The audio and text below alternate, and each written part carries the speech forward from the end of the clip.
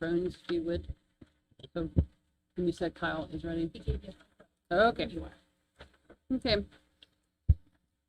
Good evening. Welcome to the February monthly meeting of the Delaware Muncie Metropolitan Board of Zoning Appeals.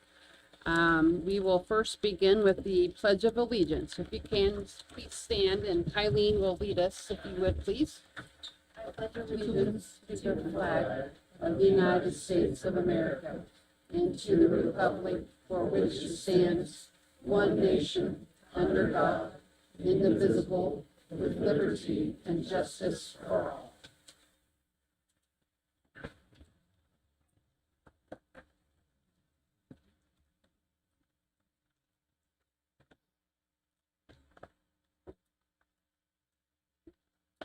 Roll call, please. Matt Billington, Present. Delaney Fritsch, Present. Richard Ivy, Present. Sue Kaiser, Christy Knapp, Present. Leslie Mathewson. Present. So we have 5 members present, so we do have a quorum. So the next matter on our agenda is the consideration, I guess we'll take them separately, as some people may have not been here for one meeting versus the other. In consideration of the December 2025 regularly monthly meeting minutes. The chair would entertain a motion with regard to that. I would make a motion to approve the December minutes as presented. Second. Okay. We have a motion and a second. Roll call, please. Billington, Yes. Fritsch, Yes. Ivy, Yes. Knapp, Yes. Mathewson. Yes. 5 yeses, so that is approval of the December minutes. Okay. Then we will then also take into consideration the meeting minutes for the January 2026 monthly meeting. I would make a motion to approve the January meeting minutes as presented. Ben?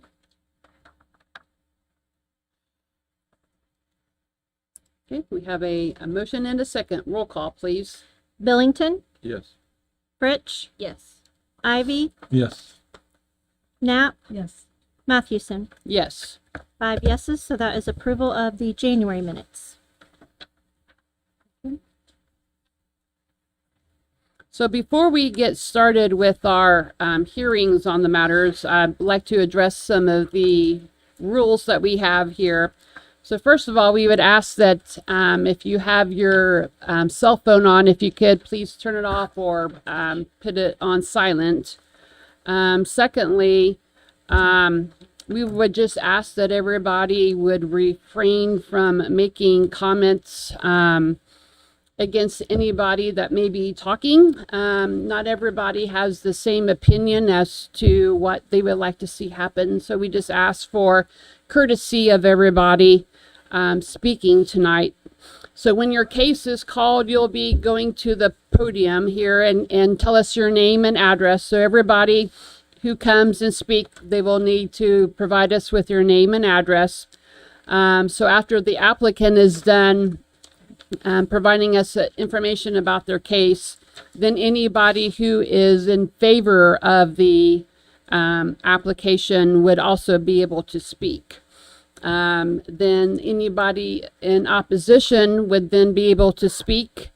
And lastly, then the applicant would be able to come back and kind of address some of the concerns or topics that we have stated.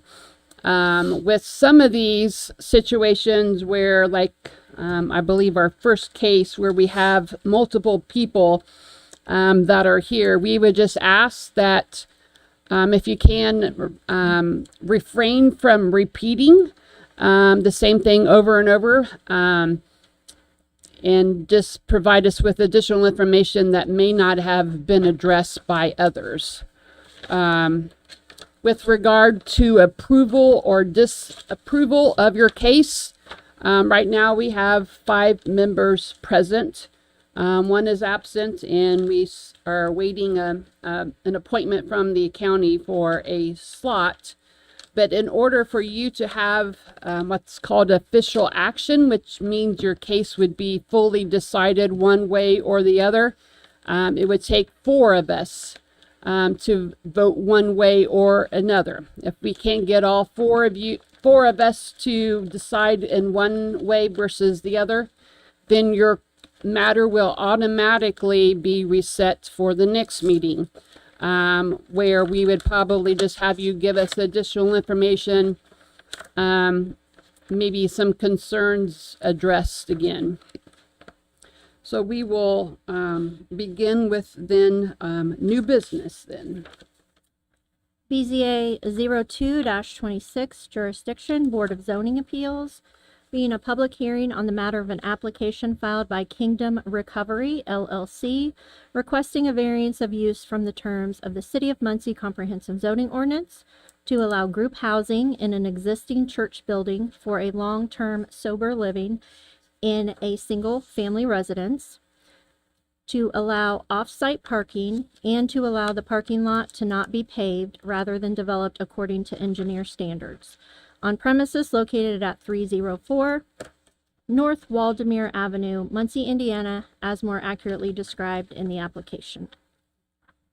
So we'll have the applicant, if they can, come here to explain things. And I can also say with this particular case, as I believe that there will be multiple people wishing to speak, we are going to be setting up time limits.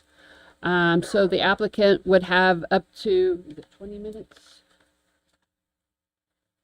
Yes. For the initial. Yes, would have 20 minutes for your initial presentation, and then each person wishing to speak in favor of what they would have an additional 3 minutes. And then those wishing to speak in opposition would each then have 3 minutes of their own.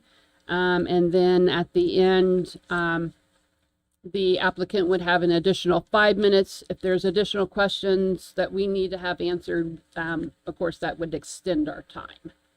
So just kind of lay the ground rules of kind of what we're, our roadmap for your particular case. So if you can, everybody that's going to be speaking, if you speak in different orders, if you can, just tell us your name and address so that we can have that for the record, please.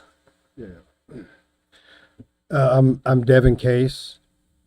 The address in question, 304 North Waldemere Avenue. Hello, I'm Devin. I'm with Kingdom Recovery LLC, and this is my partner, Brian Blevins. And we're here requesting that a former church building be allowed to house up to, but no more than 15 full-time sober living residents. I have given you guys the rules. I'll just spare you reading the rules and the the limitations to acceptance into the program. I will state that that we just purchased this church building from a former pastor who was a local pastor for a number of years, and then due to health reasons, he could no longer pastor the church, and he wanted to see the church used in a ministry way, a way that helped people, in a way that honored God and helped people, and that's exactly what we are attempting to do. The building is, I believe it's 5,200 square foot. And we've already had it inspected by the building code, building commissioner, and we are in compliance except for a very small couple little things. Got to switch a few GFI outlets. And then we also have had it inspected by the fire marshal, and the fire marshal, there's a few fire code violations that we do have a fire code consultant working on currently, and they will move forward with the approval of this variance. I'd like to point out that Brian and I each have over 10 years clean and sober ourselves, and also have been working in the recovery community day in and day out for that 10 years. And that's our heart, and that's our mission, is to help not people get clean and sober, but people that are clean and sober become responsible citizens and reclaim the things that were previously lost during addiction. And so that's what me and Brian, that's what we do on the daily, is help those people. I currently do a recovery meeting every Friday in Grant County, and also mentor a few people that are in recovery, and just basically like a sponsor, and basically help them to get to where I've gotten to. You know, sometimes it takes somebody with experience to help you get to the place that you're at, because they don't know the way exactly. And so that's what me and Brian specifically, excel in, is loving people, helping them. I'll let Brian tell a little bit more about himself here in a minute, but to the building, it's a spacious building. We're up to the building code standard, and we will be up to the fire code standard, within 30 to 40 days pending approval of this variance. There's more than enough room to house the up to 15 residents that we are asking for.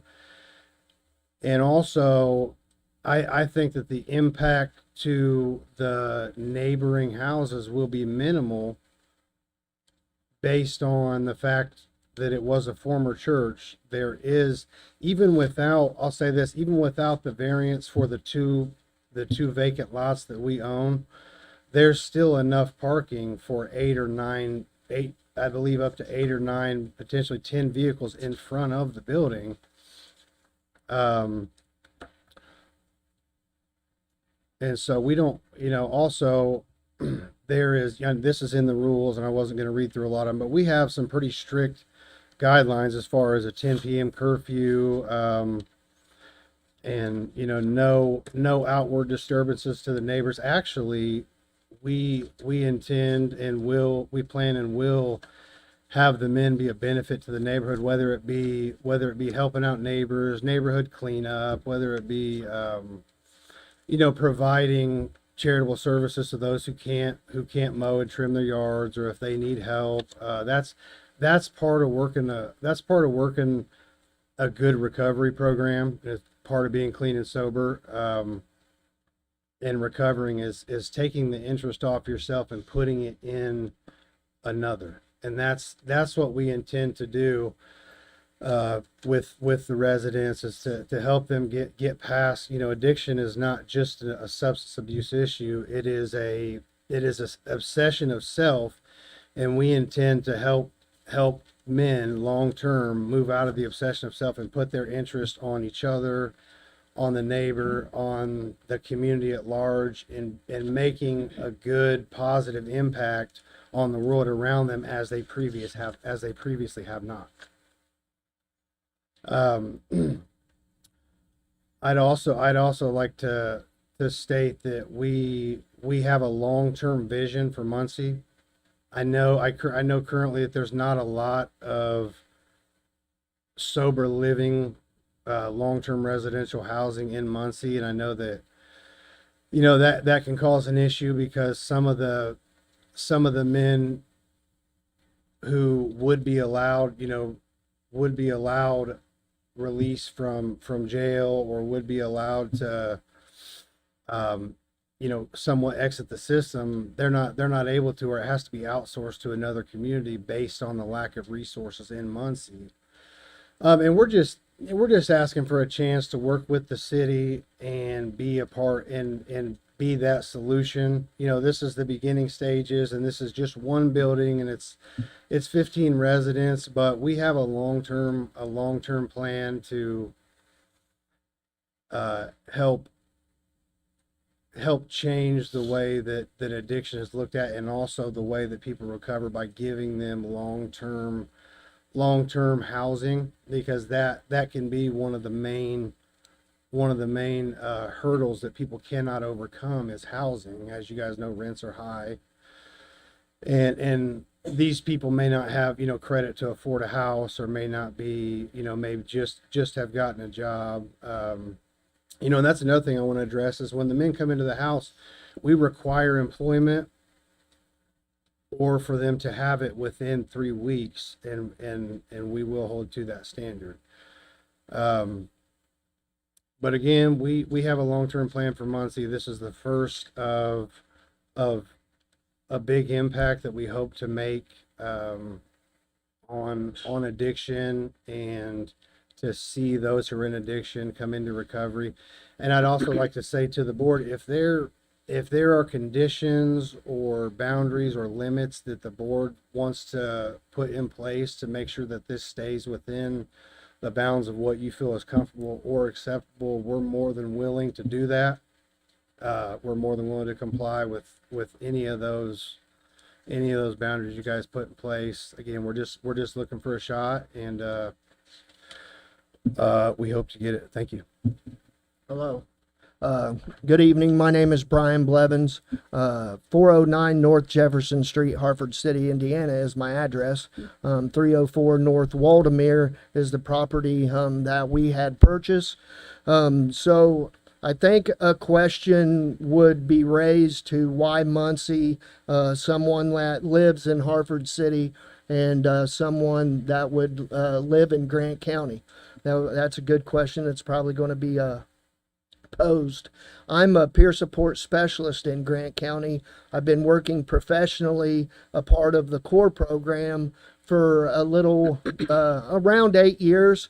I've worked in the problem solving courts under Judge Todd and Judge Spitzer in Grant County, and I have 5 years of experience running sober living houses. I've been the director of the Life Change program at the Rescue Mission for 1.5 years. And one thing that I've come across, I have a true death to life testimony. I was from Blackford County.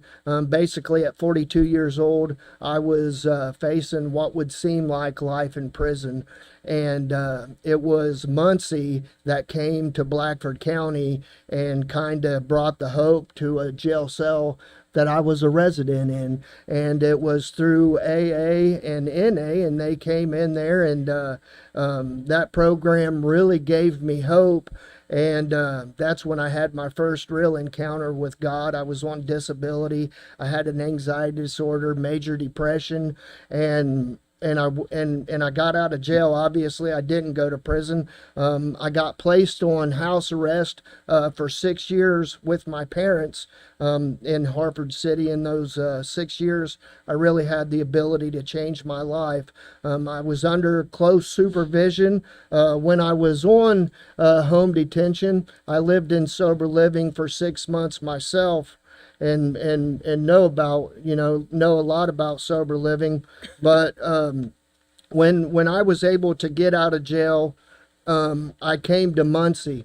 And Muncie gave me an opportunity to find a recovery community. The first meeting I ever went to was here in Muncie at the Serenity Club. So I really had a heart and a passion for Muncie, since, this was kind of my starting point. The reason sober living is because I'm a referral source. So Delaware County Community Corrections Probation Department or whatever referral sources, they would call me, and then I'm the resource person to find your individual somewhere to go. So Muncie people come to Grant County. Muncie people go to Anderson. Muncie people go everywhere but Muncie, because Muncie, really didn't have that. So it was just my passion for the people of Muncie to have somewhere to go in Muncie, because it makes everything a whole lot easier. I'm a referral source in Muncie. I communicate with probation. I communicate with community corrections. We have a former police officer that's going to speak, you know, on our behalf as in favor of. But we have a heart for Muncie, but we have a heart for all surrounding counties. And we know the importance of a safe place to recover. So we want a safe place. We don't allow sex offenders. We don't allow violent felons. You know, we want to keep the kids safe. We want to make the neighbors feel safe. So we want to be good at vetting who is a good fit. So we want somebody that's willing, somebody that can get a job. And I'm not saying that those other people don't deserve a chance, but I know in starting something out, the importance of people feeling safe. So we just made the decision. We just can't do this, and we just can't. You know, there's certain things that we will not do because we want the neighbors. You know, it's important that not only the neighbors are safe, but we are safe as well. So we really, you know, thought it out in our rules with a curfew, you know, what it looks like for the surrounding neighbors. We sent letters out to the neighbors to let them know what we were doing. We received one negative response, which I had given in evidence of a police report. So, you know, there was one negative light that was shined, and you know, it was a difficult conversation, but it's a conversation. And we take the challenge to do hard things. You look at this and you say, why isn't there more of, or why people don't do these things? Dealing with people in recovery, it's hard. You know, there's challenges, there's barriers. I've personally helped more than 200 people get driver's licenses. I've sent probably 300 plus people to rehab in my car. Like, I'm about meeting somewhere where they're at, getting them an ID, getting them a birth certificate, getting them a social security card. So when you come in with us, we're going to walk beside you and get you to the job or find the employment that you need. So you're just not coming in and we're getting a check. It's about life skills. It's about a plan and what you're going to do with this opportunity, because there's a lot of people that call me that I have to turn down. So that's why I really let someone know this is what it looks like. You have to hit 2 meetings a week. You have to have church attendance. We can randomly drug screen you anytime we want to. We could go through your belongings, and those are just some of the safety things, you know, that we do. We have a security system in place set up for safety for the people inside and safety for the community as well. So we find it important, you know, safety, but life skills and just being a good neighbor. That's really what we want to do. So thank you. Okay, you might want to stand up there because there will be some questions. I know there will be. So Sorry. so I don't. What do you say? I said, are you looking at me? No, I'm just looking at Kylene. So I don't know if you maybe want to address the parking things that might be, or that's something that I would like to address with them. Yeah, so the applicants had reached out to the city engineer for some of the parking questions, and I reached out to him as well to get a response, and I did receive a response today, so I'm just going to read this. It says, per the ordinance, parking lots should be paved. There is some existing gravel that is primarily within the right-of-way that could be used as parking, which extends approximately 20 feet from the edge of pavement west towards the proposed parking area along Waldemere Avenue. It appears the gravel extends 100 feet, which would allow for 11 vehicles to park there. Additional parking in the grass would result in rutting and tracking of material onto the street, which runs contrary to ordinance in the Muncie Sanitary District MS4 requirements. There also appears to be additional parking in front of the former church building that I suspect would be adequate for up to 10 cars. Based on the current availability of parking, I would limit dwelling units to no more than 12 unless they intend to make improvements, including a paved lot with adequate stormwater controls as required by the city design manual and ordinance.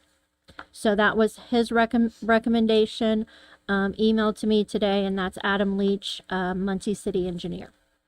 Well, I'd like to speak to that and just say that 12 is more than enough for that property. And you're speaking right in front of the building, correct? I think he was. Yeah, so there's, in the gravel area, 11 vehicles in the gravel area, Yep. and then 10 in front of the former church building. Yeah, 12's more than enough for what we're trying to accomplish. Yeah. So it's not 12 parking spots, it's more parking spots, but for 12 units. Then I don't know if we also need to address. 12 Can you repeat that?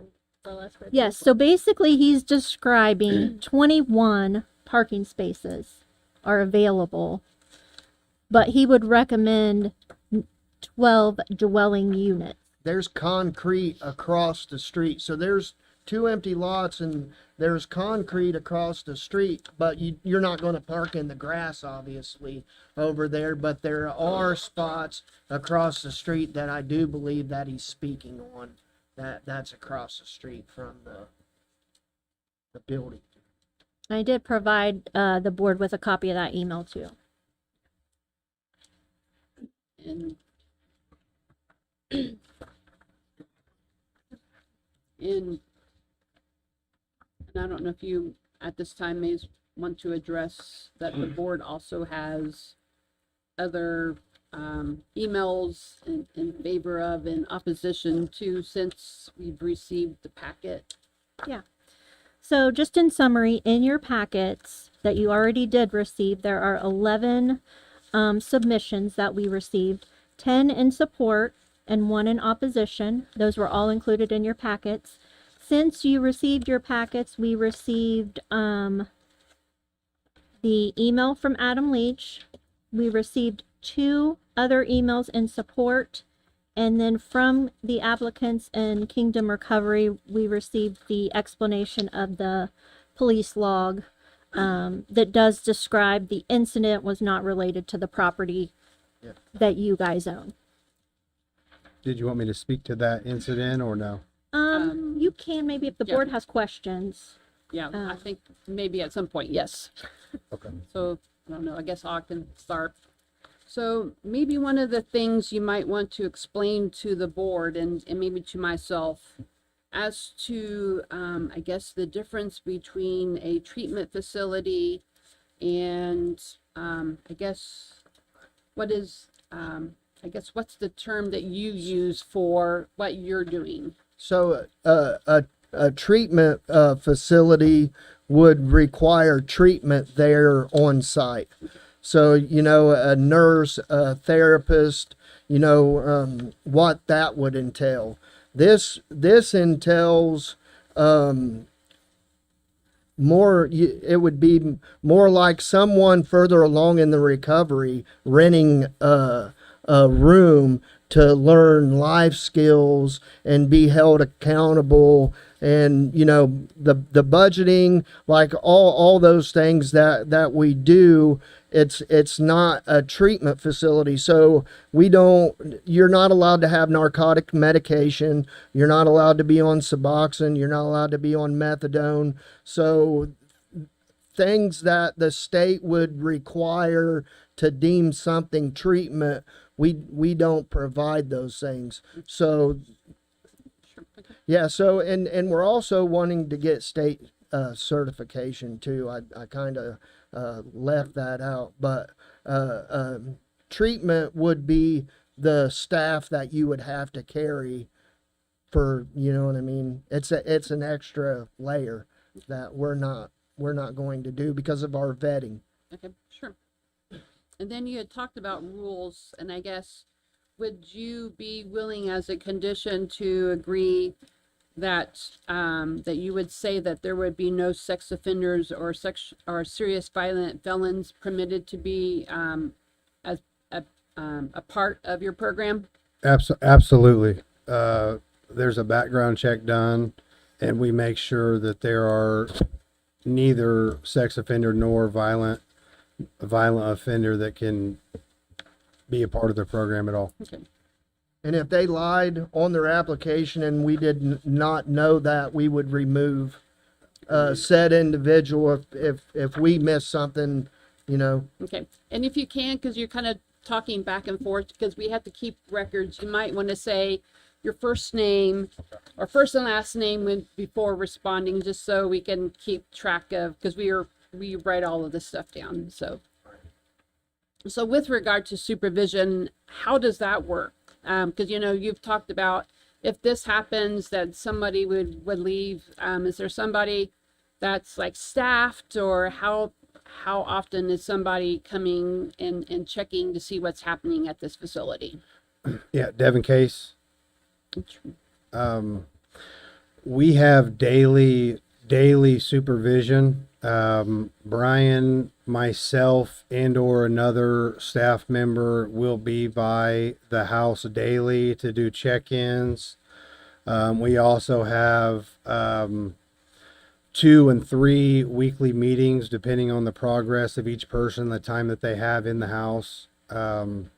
But daily supervision. If there's any issue, there's immediate somebody that's immediately gonna, if they need to, come and oversee whatever that issue is. Otherwise, it will be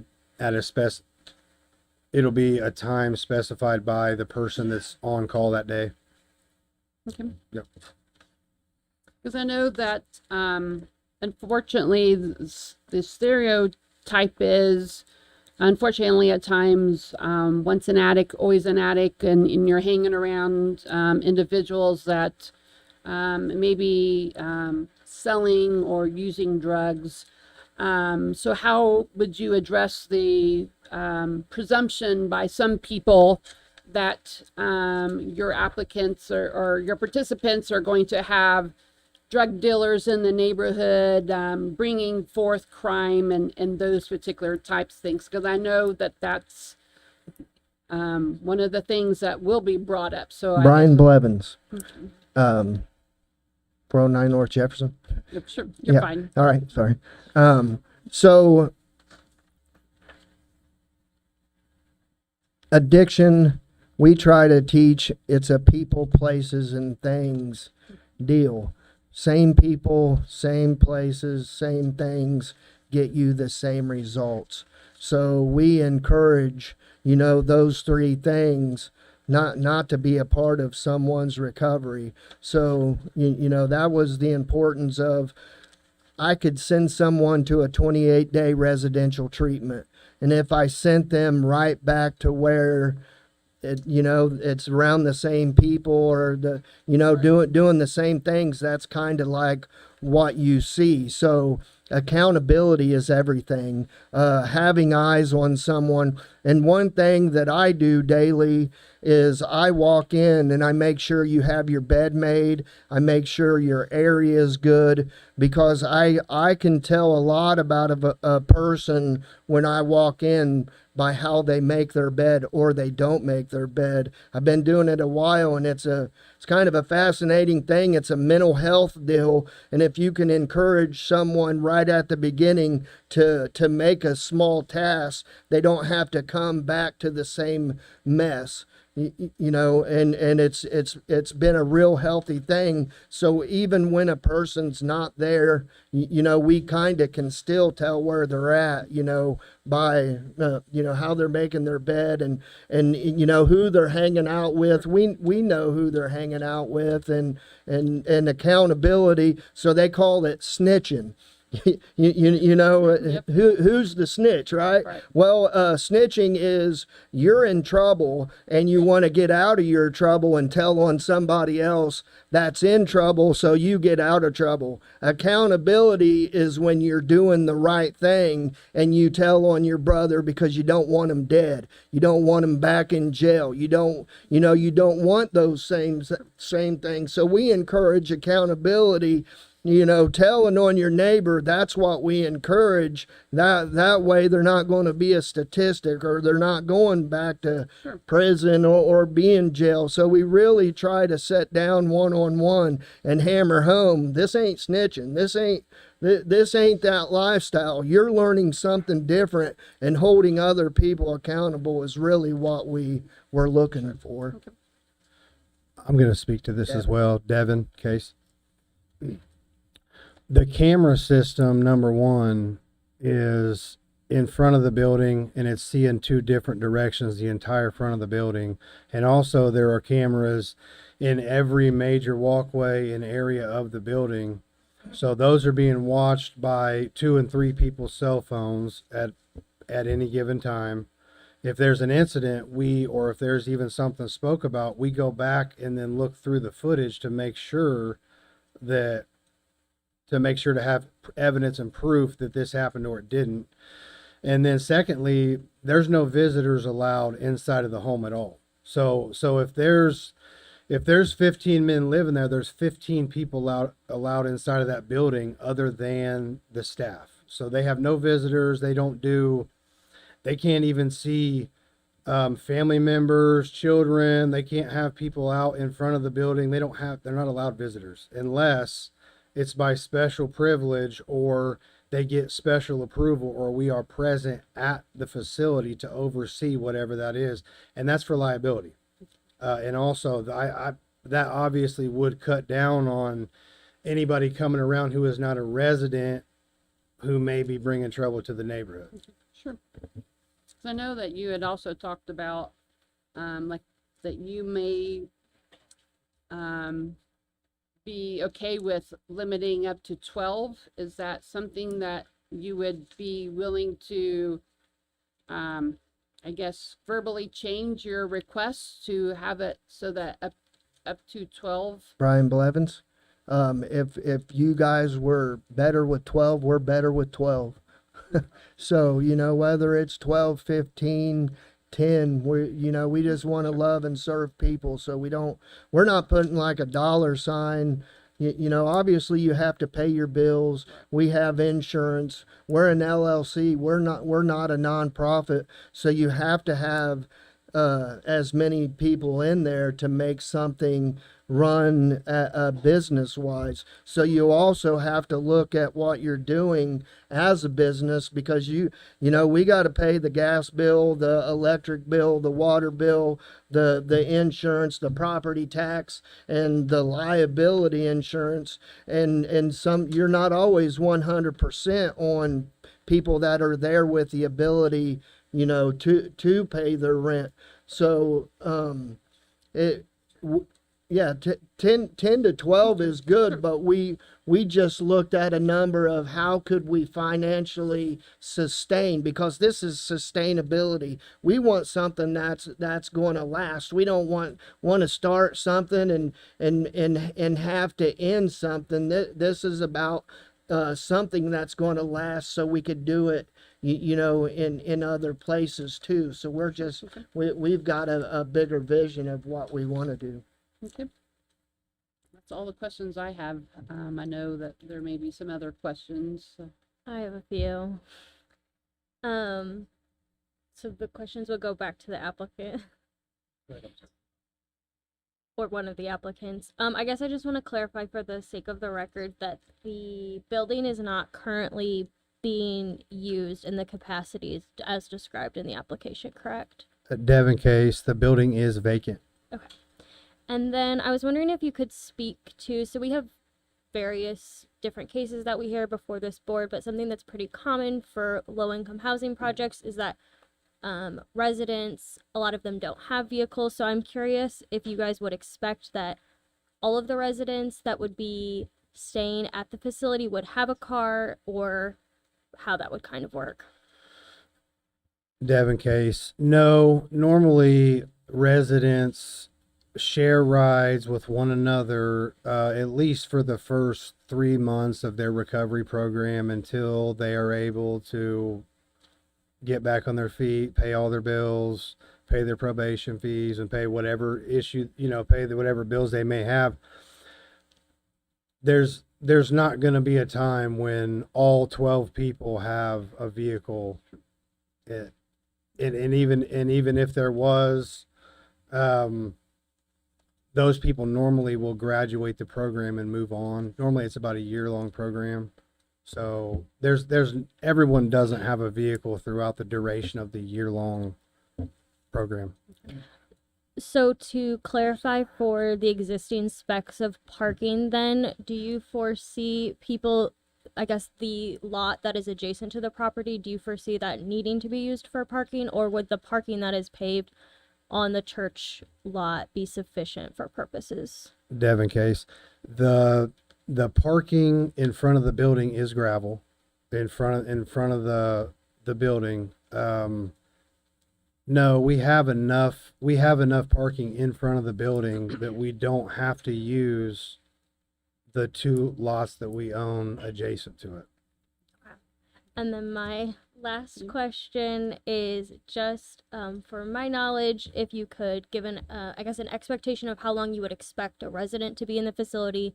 If there is a maximum that somebody can stay, what does that look like? Devin Case, it's a year-long program. We hope that a person would stay a year so that we could help them along the way, get them as far along as we possibly can in rebuilding and restoring their life, which is not limited to just getting a job and going to recovery meetings. We help them in all basic life skills, even into advanced life skills. Okay, that's all I had right now. I just have a question about logistics here. I see that there's facilities, 2 toiletry areas and 2 showers. Is that adequate for that number of people? Devin Case, to my knowledge, yes, it is. And I believe it is every 8 people. Yeah, I believe it is every 8 people. You have to have a bathroom and a shower. And I believe that, I forget. I'd have to recheck that information, but when we looked at it before, it's not fresh in my mind, but when we looked at it before, that was adequate. Another question. Did the building commissioner look inside the building? Devin Case, yes, the building commissioner, the electrical inspector, and the HVAC inspector toured the building with made us, mention of that, but didn't meet the code. and they gave us a clean bill of health, except for there was an electrical panel that needs a cover.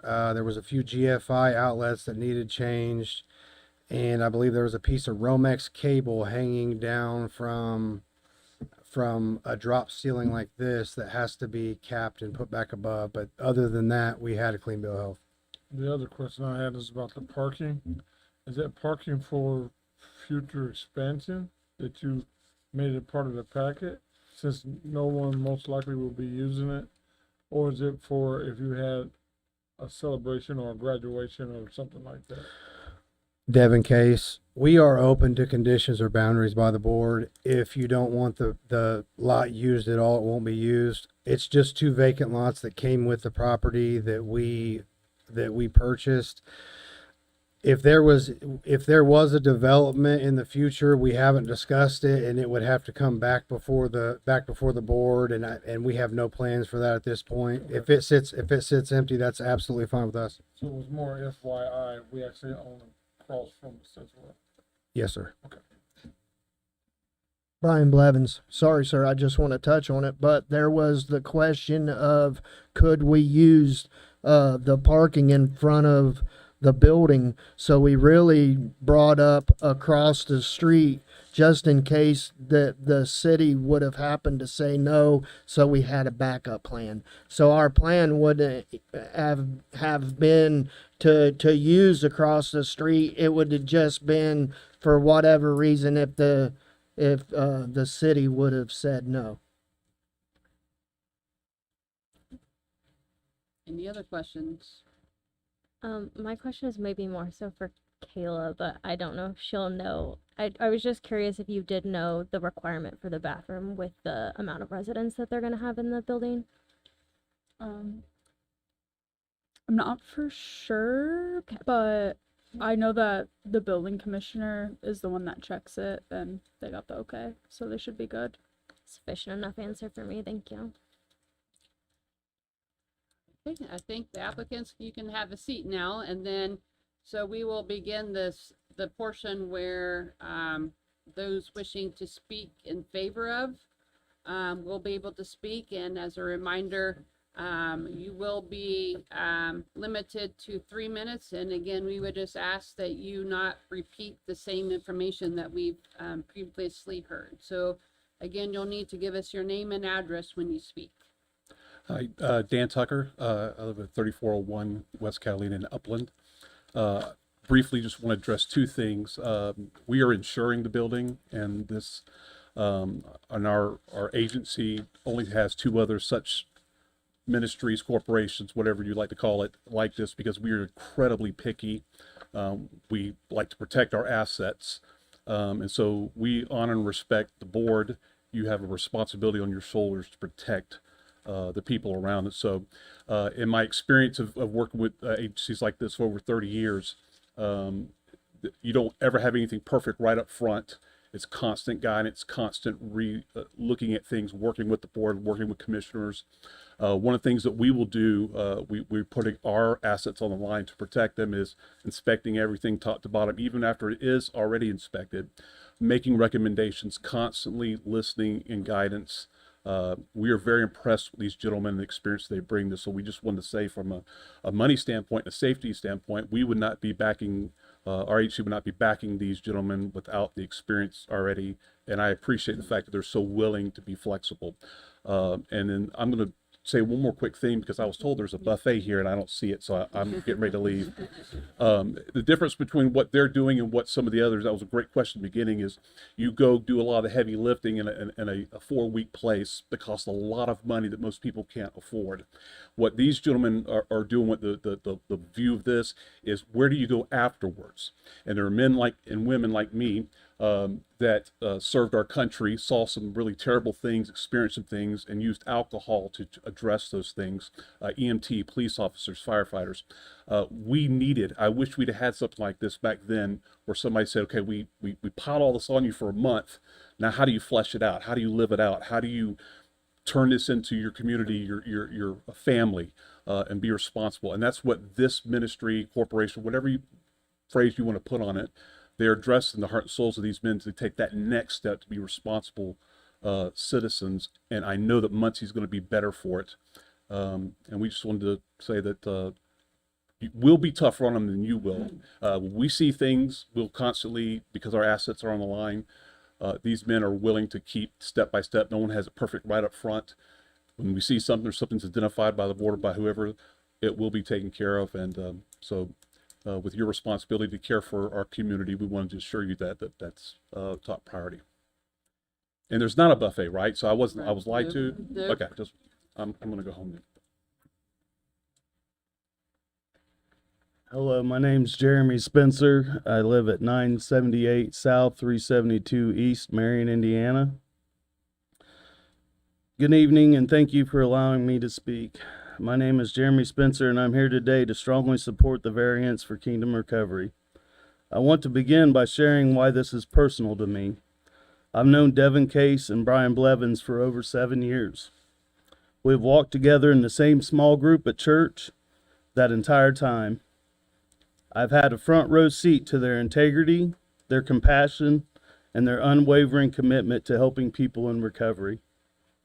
And for me, this goes even deeper. When I first entered recovery, More than 7 years ago, Brian Blevins was my peer recovery coach. Back then, when I was still trying to rebuild my life, Brian talked often about this dream of opening a recovery residence right here in Muncie. He knew the need then, and that need has only grown. Since that time, I've also had the privilege of serving as a peer recovery coach in Delaware County. And I can tell you with absolute certainty, we urgently need more recovery housing in this community.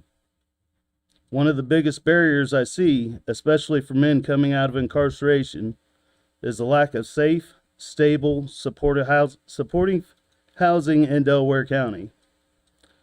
These men want help. Many are ready for change, but without housing, they are immediately placed back in the same environments that contributed to their addiction. It's a barrier that stops progress before it can begin. And from every angle, personal experience, professional work, and public health data, housing is the #1 social determinant of health barrier affecting recovery. You can have the motivation, the treatment, and the support, but without stable housing, people simply cannot sustain long-term change. That's why Kingdom Recovery matters. Now, I understand that some people say, not in my neighborhood, but the truth is, every neighborhood is already touched by addiction.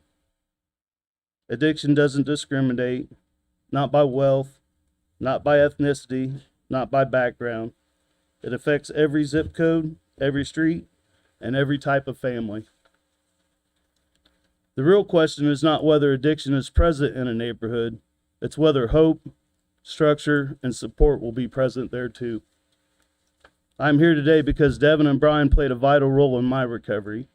Their leadership and their compassion changed my life, and I know they can do the same for countless others if given the chance. Delaware County needs this recovery residence. In fact, we could put one in every neighborhood and still not meet the demand we see every single day. Granting this variance isn't just a zoning decision, it's a life-changing decision. It's a barrier removed. It's a doorway open for people who are ready for a second chance. Thank you for your time and for considering the impact this home will have on our community. Thank you.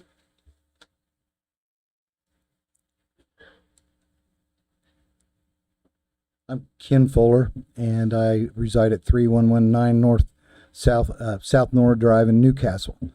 I am presently the pastor of Faith Builders, the New Norm, which a lot of people know, on 5th and Madison. We deal with the homeless, we deal with the addicted all the time, and through the severe weather, things like that, that I have been experienced. But coming here tonight, in behalf of Devin and Brian, I've known these gentlemen when the Norm first came here and we came to a variance to build our building. They had a program called Hope House, and it was a recovery meeting we had on Friday nights, and that's where Hope House came from. Was Brian and his wife Jamie, that we did a recovery meeting here in the sanctuary. Well, as you all know, and this is where I'm getting down to this, is you can have recovery homes. I've been in it for 19 years.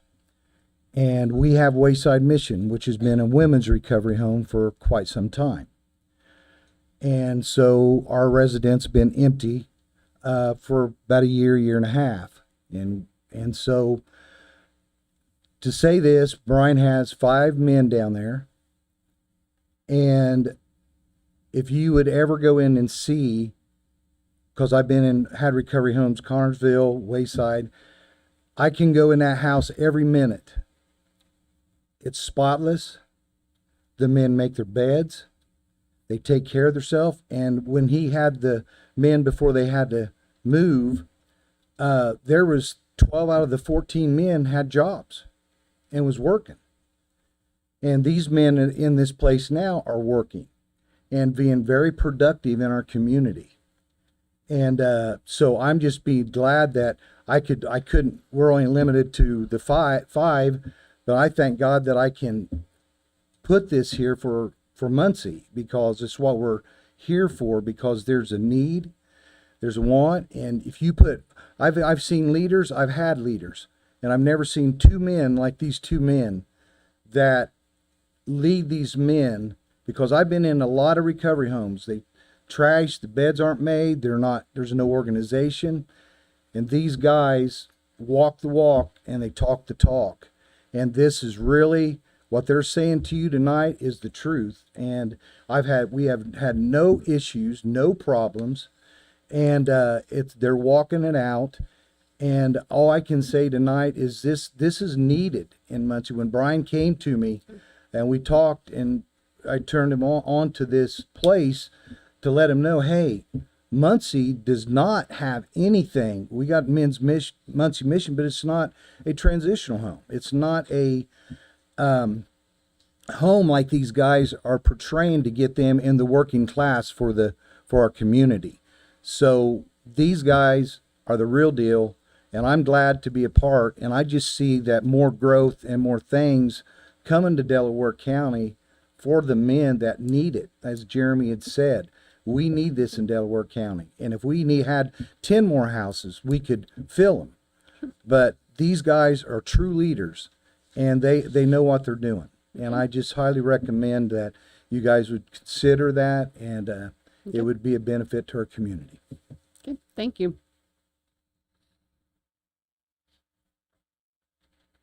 Hi, Kenneth Maxwell, 304 North Redwood Lane, Muncie, Indiana, 47304. I work with an outfit called Delaware County IRACs, and we go into the Delaware County jails and we work with people in the jails to try to get them to go, instead of jail and prison, to get them on a drug treatment program and get them into recovery. Working with community corrections, a lot of times the community corrections wants them to stay in Delaware County. Well, the problem is there's no place to put them. There's one, maybe two, and places like the Muncie Mission will not allow GPS monitoring. Now, I wanted to just say on a personal note that the gentleman who was talking a couple of before me, Jeremy Spencer, was my mentor and trained me how to be a peer recovery coach. He was trained by Brian Blevins to be a peer recovery coach. I wasn't going to say this, but I feel like that I should. I'm a convicted felon. And it is because of recovery and because of being in recovery that I am a taxpayer, house owner, and work in the Delaware County Jail. I have a badge that gets me into places in the Delaware County Jail. And the reason why I do is because I was in addiction, and I found a place of recovery. And this is vital for this community. And the reason why is because we want people to not only get off drugs, but to be productive citizens, taxpayers, and to be fathers again. And that is what he is training these young men to do, to be fathers, to be husbands, to be responsible. And this is a rhetorical question, but how many people would like to hear less fire truck sirens in Muncie? Because let me tell you, the majority of the time that you hear a fire truck, they're not going to a fire. They're going as a first responder because someone has OD'd on drugs. And I love that he is trying, and that Devin is trying to start a community here, because this is vital for the lifeblood of Muncie. And this is so important. And he is, and what he's doing out of love. And I appreciate your guys' time, and I appreciate you hearing us. God bless. Thank you. Hi, Barbara Craycraft Maxwell, 304 North Redwood Lane, Muncie, Indiana, 47304. I'm a little nervous. I wasn't planning on speaking, but I kind of want to give a little clarification, maybe from the recovery community, not from an employee. So I have been involved in recovery, specifically alcohol 12 steps since 2017. And we see people come in and we see them go out, and 9 times out of 10, they go back out. They either end up in jail, in the hospital, or dead. And we have lost some people. One of the things that I'm sponsoring a gal right now, and she's living in I tend to call it a halfway house, because back in the 80s when I lived here and Middletown Center was here, I lived in a halfway house as I was transitioning out of an abusive relationship into my own facility or my own property. She lives in Anderson, and she has to come over here for meetings. Like they were talking about, you want to get new people places and things, okay? My husband and I, the one that just spoke, we go into the jail once a week and we take AA meetings in there. There's a couple other guys that take NA meetings.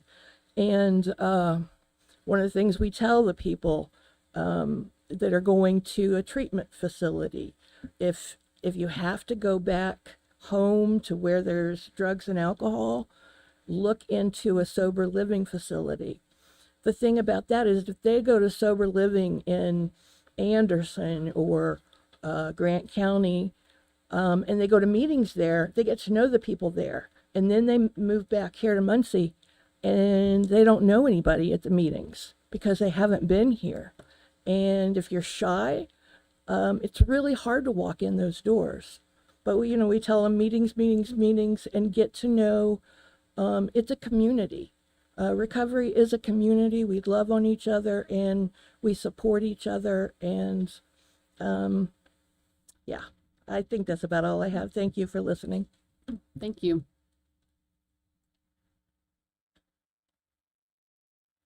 Good evening. My name is Josh Kubelnick, 9695 North County Road 425 East in Albany. I'm about 12 minutes from 304 North Waldemere. Before I begin, I do want to acknowledge recent efforts by local officials, including the Ryder administration in Muncie, for the recent investments in the mental health and addiction services. I use the words, it's kind of a square can be a rectangle, but a rectangle can't be a square. You have addiction, there's always mental health that goes with it. And if you have mental health, maybe you're lucky enough not to have the addiction. So we are making progress, as we've heard today. I think the one analogy, we could put one in every neighborhood and still not have enough. So I commend everyone for taking up this cause and making your voices and thoughts be heard, regardless of which side of the issue you're on. Tonight I speak from several perspectives. Brian outed me earlier as a former police officer.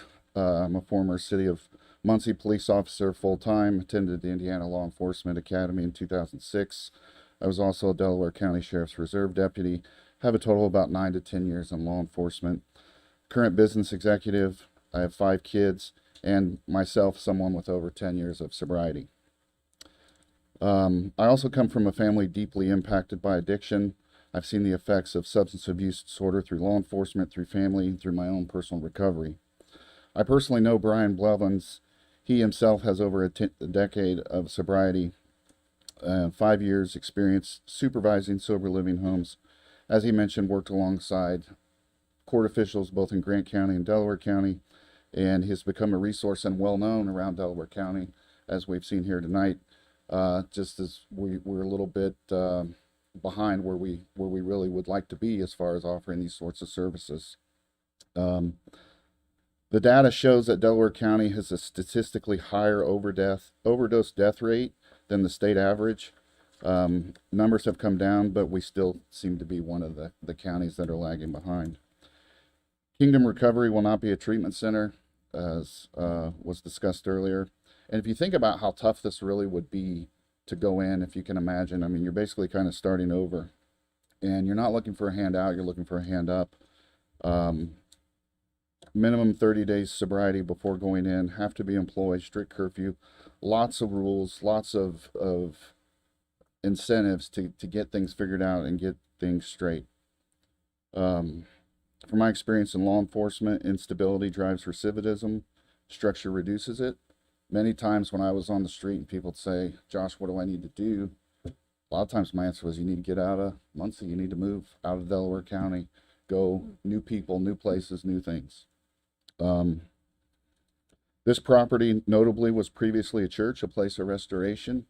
I think that spirit continues here.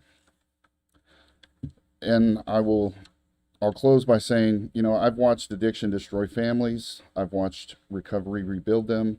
The difference is almost always structure and support. Kingdom Recovery offers men, and by men, sons, husbands, fathers, a chance to stay sober, work, and become productive members of society. I respectfully ask you to approve this ordinance. Thank you. Thank you. Good evening, Clinton Pierce, 816 West Ashland Avenue, Muncie, Indiana. I want to start by thanking the city of Muncie, Brian and Devin, and the team at Kingdom Recovery for giving me this platform to talk about sober living. I'm currently a part of sober living. First of all, I'll give you a little background. I'm 45 years old. I have 3 children. And until recently, I would have considered myself a productive member of society. Unfortunately, I also have years of baggage with addiction. I recently relapsed and found myself in the hands of the law again after 10 years of sobriety. I committed a crime right here in your community. In doing so, everything I've known in the past 10 years went away. My family, my house, my vehicles, even the animals we had raised. All now gone. Sorry. Fine. I went back to jail and completed a sentence given according to the state. Upon my release, I was faced with homelessness. Because a relative of mine happens to work with the system, I was able to get set up with the Muncie Mission. I can't begin to tell you the feelings that had me in a state of confusion that caused. Lost, unworthy, scared, just to mention a few. I wasn't there but a short time before people started reaching out as friends, a caseworker, and others that I felt compelled to help. I was invited to a great group called RU within Grace Baptist Church, where I now attend not just the recovery meetings on Friday night, but I attend Wednesday and Sunday services as well. While that was a big step for me in feeling not so lost, I was still feeling down about my situation. That's when I was given contact information for the Kingdom Recovery. I'm going to be honest when I say that I had my doubts about moving in. I've done a lot of time in a lot of different places, and I know firsthand what type of people some places allow. However, after meeting Brian and his team at Kingdom Recovery, I very quickly got over my hesitation and committed to moving in. I could tell right away that this wasn't just another government-funded place that cared more about numbers than people. There's structure, expectations, accountability, and not one day goes by the team doesn't check in with not only our well-being, but our progress and the steps we've taken for each of our different situations needed to get our lives back in order. Now I want to talk to you a little bit.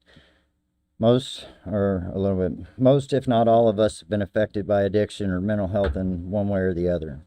We can all agree that the city of Muncie is losing a battle against crimes, drugs, mental health disabilities, and other factors that are tearing our community apart, plaguing it and every city and small town in our country. The fact is the lack of resources is one of the biggest issues, whether it be not enough police, not enough housing, not enough rehab facilities, mental health facilities, or just the fact... Is that me? I'm sorry. I'm so sorry. You're fine. You're fine. Okay, so now, how many of us have said, man, I wish there was something I could do to help combat this that's plaguing our communities? Well, guess what? Here's the first step in doing that. Sober living is just that. It's a controlled environment that allows people like myself to get back on their feet. Every person is considered as vetted and in a sense held to a higher standard with the requirements it takes to be considered. It's a stepping stone that this city needs to assist in tipping the scale against the lack of resources earlier mentioned. If one doesn't meet the criteria set forth, they are simply turned away, allowing room for the right person to move in. If you happen to be if you happen to be one that said in the past that you would be willing to help the community, vote this in. This is your chance to do something good for your neighbors and your community. Those of us in sober living have a need to have the privilege of calling you our neighbors.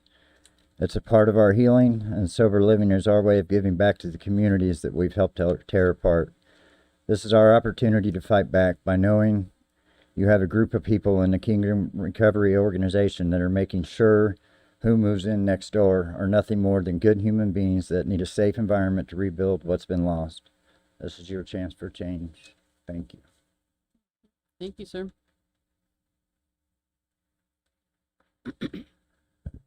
Good evening, Dan Ridenauer, Mayor of Muncie. I'm going to speak first as mayor.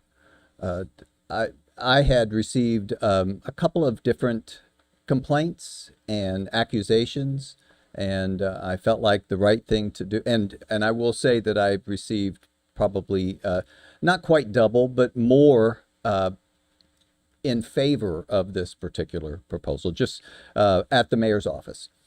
But I wanted to check the complaints and verify. So I did call a mayor of another city, and what I was told is that that they were kicked out from another city. And I asked, and I was told that was not the case. I said, so I know that means you didn't, but did the building commissioner or anyone else kick them out? And I was told, no, that was not the case. And then I asked, did the police, due to call runs or anything like that, create a problem to where you had them no longer there? And I was told, no, that is not the case. So as mayor, I wanted to share that. I did that research myself, even though I personally, because of our family history, I'm very much in support of what they are putting together. We have lost family members who didn't have somewhere to go. And I have family members who are in recovery, and it never ends. And if given an opportunity, this is not treatment, so that's the important piece to know. The treatment for any addiction has already occurred. This is helping provide those life skills. And with the rules that have been explained, I am 100% comfortable with what they are putting together. And it is one of the things that that I believe are one of the things, the pieces that our community needs, and I am very much in favor of it as an individual. And I would also say we have just within 3 blocks, or right around 3 blocks from my house, I know we have a small building that has some people who are in a similar type program, and they work. They keep it clean. We've not had any challenges, so I just hope that people will not be concerned and that they will do what I believe is the right thing and vote in favor of this. Thank you. Thank you.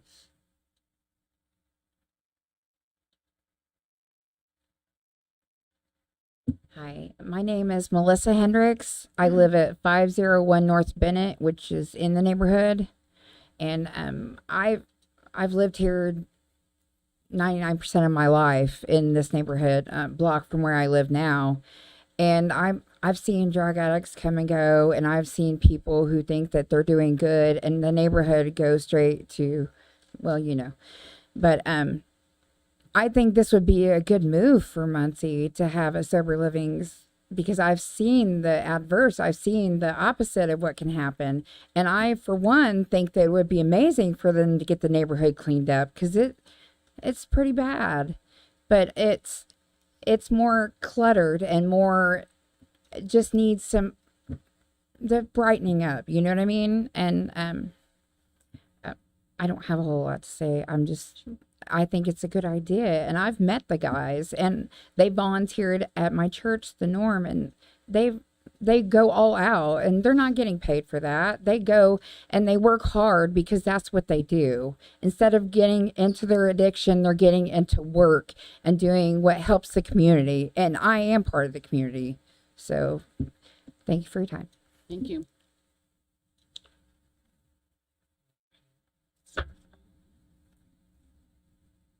Hi, my name is Mike Hinton. I'm a probation officer in Grant County. I've been a probation officer there for since 2000. I'm also the director and coordinator of our drug court program, and I've done that since 2004. We started that there. So very familiar with what's going on. I'm not going to talk about the character of Brian and Devin. You've heard that over and over. I echo what's already being said. What I do want to talk about is the benefit of sober living. It's as a drug court officer and coordinator and trying to help people with addictions. One of the single greatest things that's happened for us, along with peer support in Grant County, has been the opening of sober living homes. And I appreciate the decision you guys had to make. We had to do this in Grant County too. We had to go through the boards and wrestle with, do we allow these things to happen? Do we not?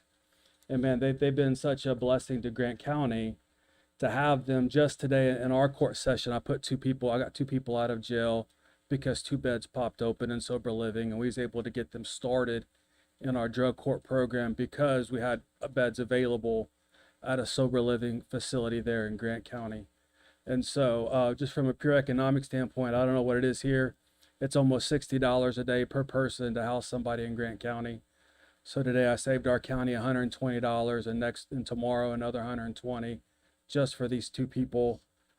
My program has 70 individuals in it. Probably over 50% of that is in sober living, and so we are utilizing it on a daily basis pretty heavily. And we've had them running for several years now, and to my knowledge, there's been no issues in any neighborhood, in any area, because of the residents being there. They're there, they're working, they're trying. And again, I just want to echo, I think this would be the best thing Delaware County could do. I know these guys are going to work with the corrections departments, the probation departments, problem-solving courts. They will all be able to utilize what's happening here and enhance what Delaware is trying to do. So again, that's my experience with sober living on a daily basis. Appreciate the work y'all are doing. Thank you.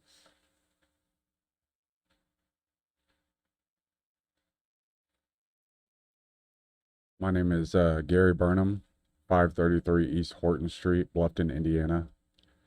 You guys have heard all about Brian and Devin's character, so I'm also not going to speak on that. I think it's self-explanatory where the heart is. I am the Forensic Engagement Coordinator for Delaware County IRACs. I work just below this right here. So what I do inside of the correctional facility here is I teach individuals coping skills to deal with daily life, right? We teach them things to deal with rooted problems that come from childhood. This is a men's sober living house, so I know as a man myself that men struggle with leaning on other people sometimes. You know, we struggle about speaking up and being open, and I think that a sober living here would definitely give that safe space for a man to grow. I myself am a person in recovery, and I found my Lord and Savior in jail, but when I got out, I went to a sober living, and that sober living literally changed my life. This was in Grant County. That was a 9-month program, and I would not have developed any of the skills to live life normally, right? I didn't have no job skills. I had nothing. You know, I don't even think that I owned a car longer than a few weeks until I did this sober living, and that sober living changed my life. And this is speaking from a person that's been on both sides of it. I'm now in a professional field. And believe it or not, man, you know, Brian is the guy that put this thing in my ear. Him and his wife, Jamie, they encouraged me to do this peer recovery stuff, and I got into it, man. And the goal here is to change lives. It's not about, you know, an addict is going to always be an addict. I heard that at the beginning of this session, and I think that's more of a stigma that needs to be broken, because you've heard multiple testimonies in this room that people that were given the opportunity, and you have people that love on you and that believe in you.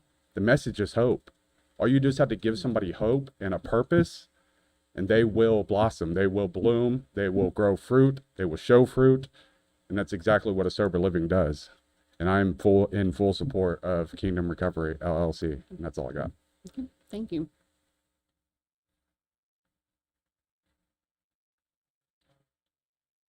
My name is Joe Rodriguez, 3903 South Poplar Street, Marion, Indiana. I am a peer support coach in Marion, and I've worked with a lot of clients, and I can just simply state that I have a lot of them that are in sober living, a lot of them that are not. And sober living or not, the ones that have stable housing, they have a fighting chance. The ones that don't, they keep making trips back and forth to treatment and trying to find their way. But without that stable housing in the beginning, it's a lot of work. So I'm in favor of Kingdom Recovery. That's all I have to say. Thank you. Thank you.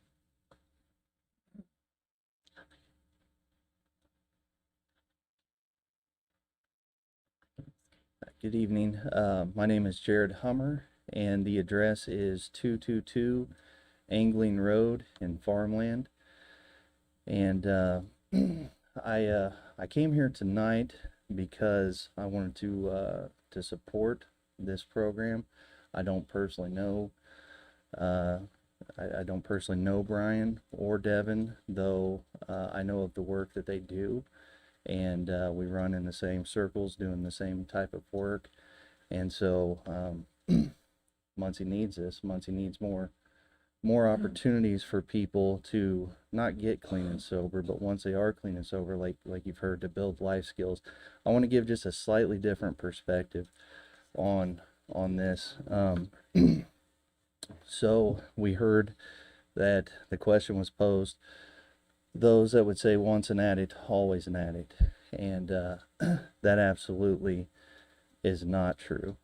And so what I would say from a biblical perspective is that a Bible-believing Christian cannot believe that to be a fact.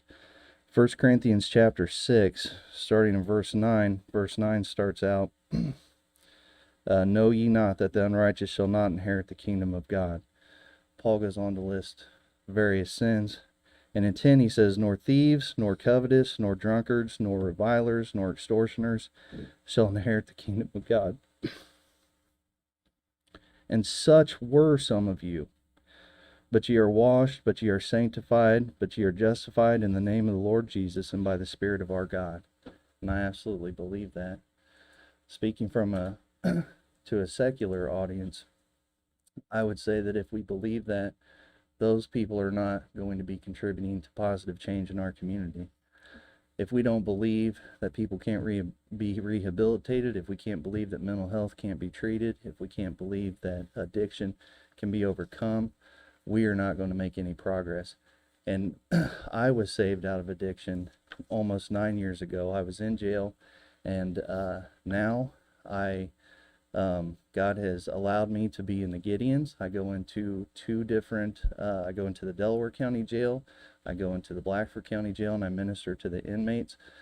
I also, I'm actually on the payroll of the Indiana Supreme Court through the Child Welfare Improvement Committee.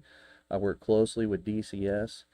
I work at a state level, a national level, in child welfare with Casey Family Programs and the Children's Trust Fund Alliance. And here locally, I get to help families reunite with their children. What I want to say, it's not about me, but God's given me those opportunities. And through those opportunities, I see lives changed, families reunited, and it's not about me, but it's not just the men that you're going to serve that get served here. It's what they're going to go out and do later, the lives that they're going to touch and change our community. Thank you. Thank you. And for moving forward, we will be sticking to the 3 minutes because we're getting long in the meeting and we have more business. So once your 3 minutes is up, you'll need to end up your statement there if you can. Joshua Noble, 5704 West Winterhawk Court, Muncie. I don't know Brian. I do know the fruits of his work. Otis and Toby and Ronnie these guys, when I met them through the Norm has an outreach and connection with Brian. But these guys, when I first met them, most of them were like fresh out of jail, ready to restart their life, and they were eager. Some of the stories I heard is they made some calls. Someone in jail said, "Here, call this place and see if you can get in, if you want to stay straight." One of the guys made a call. They were booked. He couldn't get a hold of anybody else, and then somehow he got Brian's number. But that in between time, he was just tore up, didn't know where he was going to go. Brian's got him a spot. Every one of those guys, they're not addicts. They're chefs. They're carpenters. They're fathers, brothers, sons, grandsons. You guys should take great joy in allowing this variance, and I would beg for 15 guys. The more the merrier. They're going to do better with the more they reach, and you're going to bring families together. You're going to restore relationships, and in turn, these guys are going to spread that love onto someone else, and there's going to be less people in sober living because there's going to be sober kids. They're going to see their father sober for the first time. They've learned that lesson. They see what their father is sober, what their father was as a drunk or an addict, and again, these guys got a lot more titles than addicts. They're fathers, sons, brothers, husbands, community. If you let them pave your road or build your house, why not let them recover here in your town? Thanks. Okay, thank you.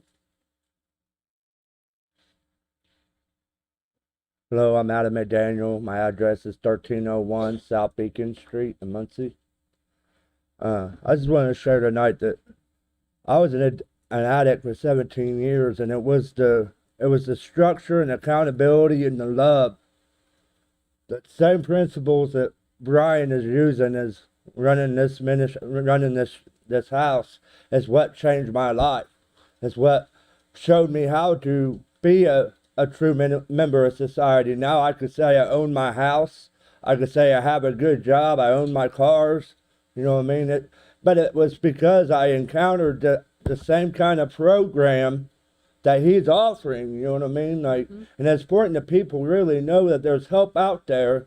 And when there's help, we need to be willing to give the help that we have. You know what I mean? And I just want to share that with you. But it's the same kind of principles that he's using is what changed my life. So yeah, that's what I got. Okay, thank you, sir. So my name is Jamie Blevins, and my address is 409 North Jefferson Street, Hartford City, Indiana. I am Brian Blevins' wife, so I know him the best because I live with him. And I've been married to him for almost 9 years, and both of us are in long-term recovery from substance use disorder. Both of us help people in the community, and I have watched this man work tirelessly. He serves with his whole heart. He has a heart of compassion, and we are grateful for even having this opportunity. This has been his vision, his dream for a very long time, because we want to make an impact in the communities and the lives of anybody, any community that we're in. And I just want to say this, and I've heard it been said a lot, but I want to drive this home. These men are amazing. These men got lost in addiction. When we start using drugs, and I will say and speak for myself, I never in a million years thought that I was going to get addicted to them. I never in a million years thought I'm going to lose my kids. I'm going to be a bad mom. I'm going to commit crimes to continue to use and feed my drug addiction. But you lose yourself. You lose yourself in the guilt and the shame and the harms that you cause to other people, not just yourself, and then you try to numb yourself.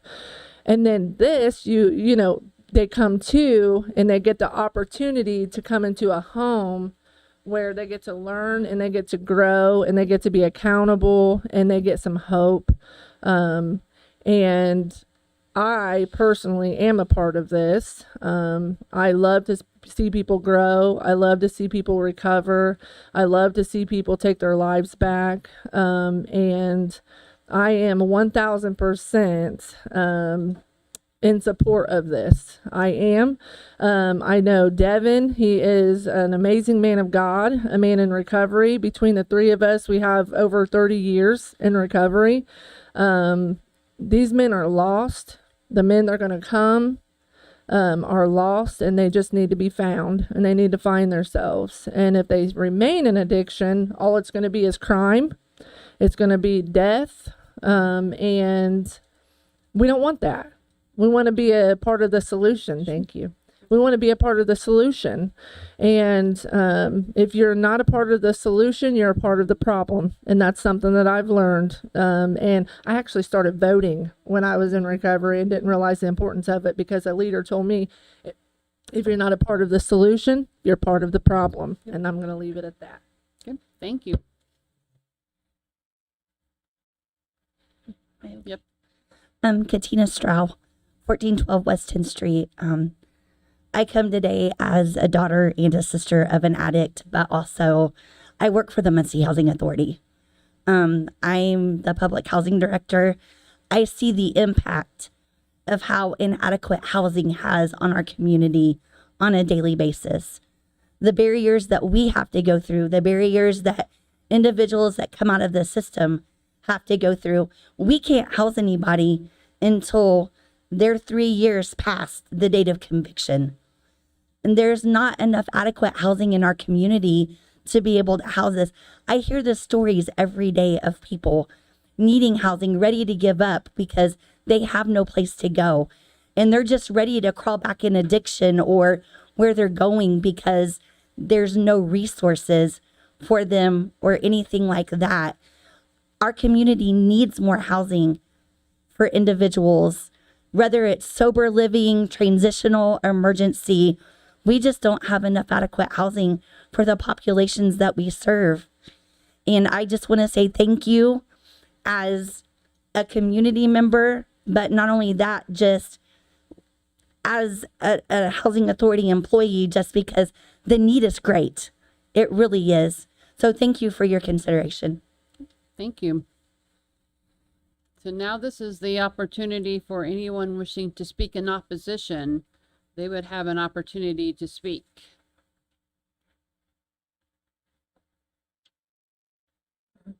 Hi, my name is Pat Boggs. I live 2609 West Airway Road here in Muncie, Indiana. My wife and I bought a property at 3201 East Weiser, which is directly adjacent to this building in question. My daughter and son-in-law, granddaughters live in this building. They bought into the property several years ago, so we own it all together. She looks out of her kitchen window. 16 feet away is this building. There's 16 feet between this building. So there's no argument about the need for housing, this kind of housing. I'm not here at all to say it's not important. It is important. I have 2 cousins in recovery, so I know what this is about. But I'm not here tonight for that. I'm here tonight because the question tonight is this property, will it be put to good use for this? And will Mr. Blevins and Case administer that properly?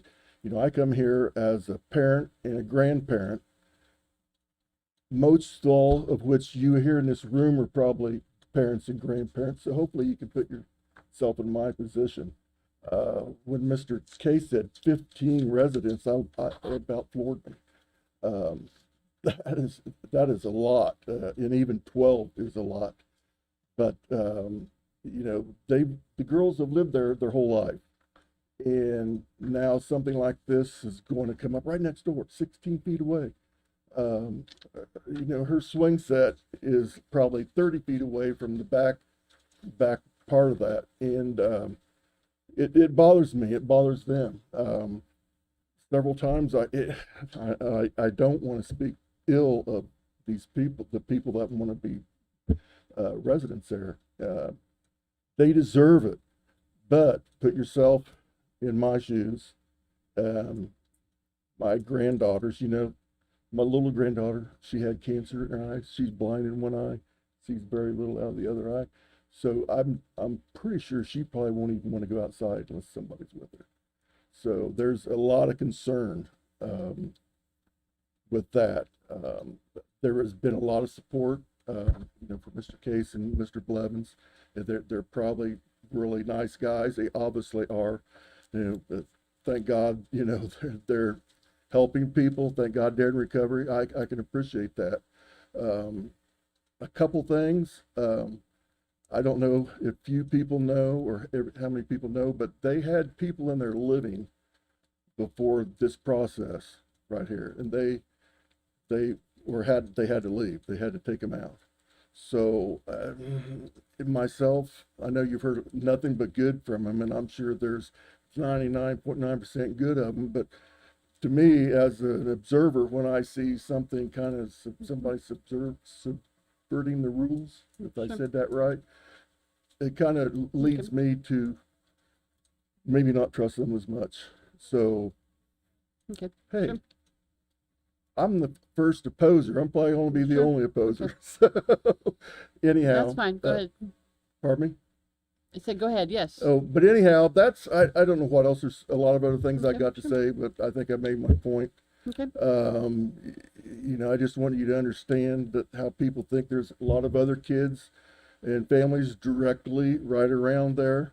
This is the mother of our neighbor, her grandkids, little grandkids live there. So I just want you to let you know that the neighborhood is concerned, very concerned, and I hope you will take that So into have you, consideration. can I ask you, have you spoke to any other neighbors about concerns? Hey, come up here. Okay, sure. What, you'll have an opportunity, ma'am. You'll have an opportunity. Me? Yes. Sorry. I was just asking him Yeah, if he yeah, spoke to. she's been around to several. And Okay, talked sure. to us, so- I'm just asking you if you have Oh, spoken to I anybody. have not, no. Okay. She lives there, so I let her do it. Okay. So, Okay. any other questions? Okay. Okay. Thank you. And for the members of the board, you did receive the email from Mr. Boggs that was sent in today.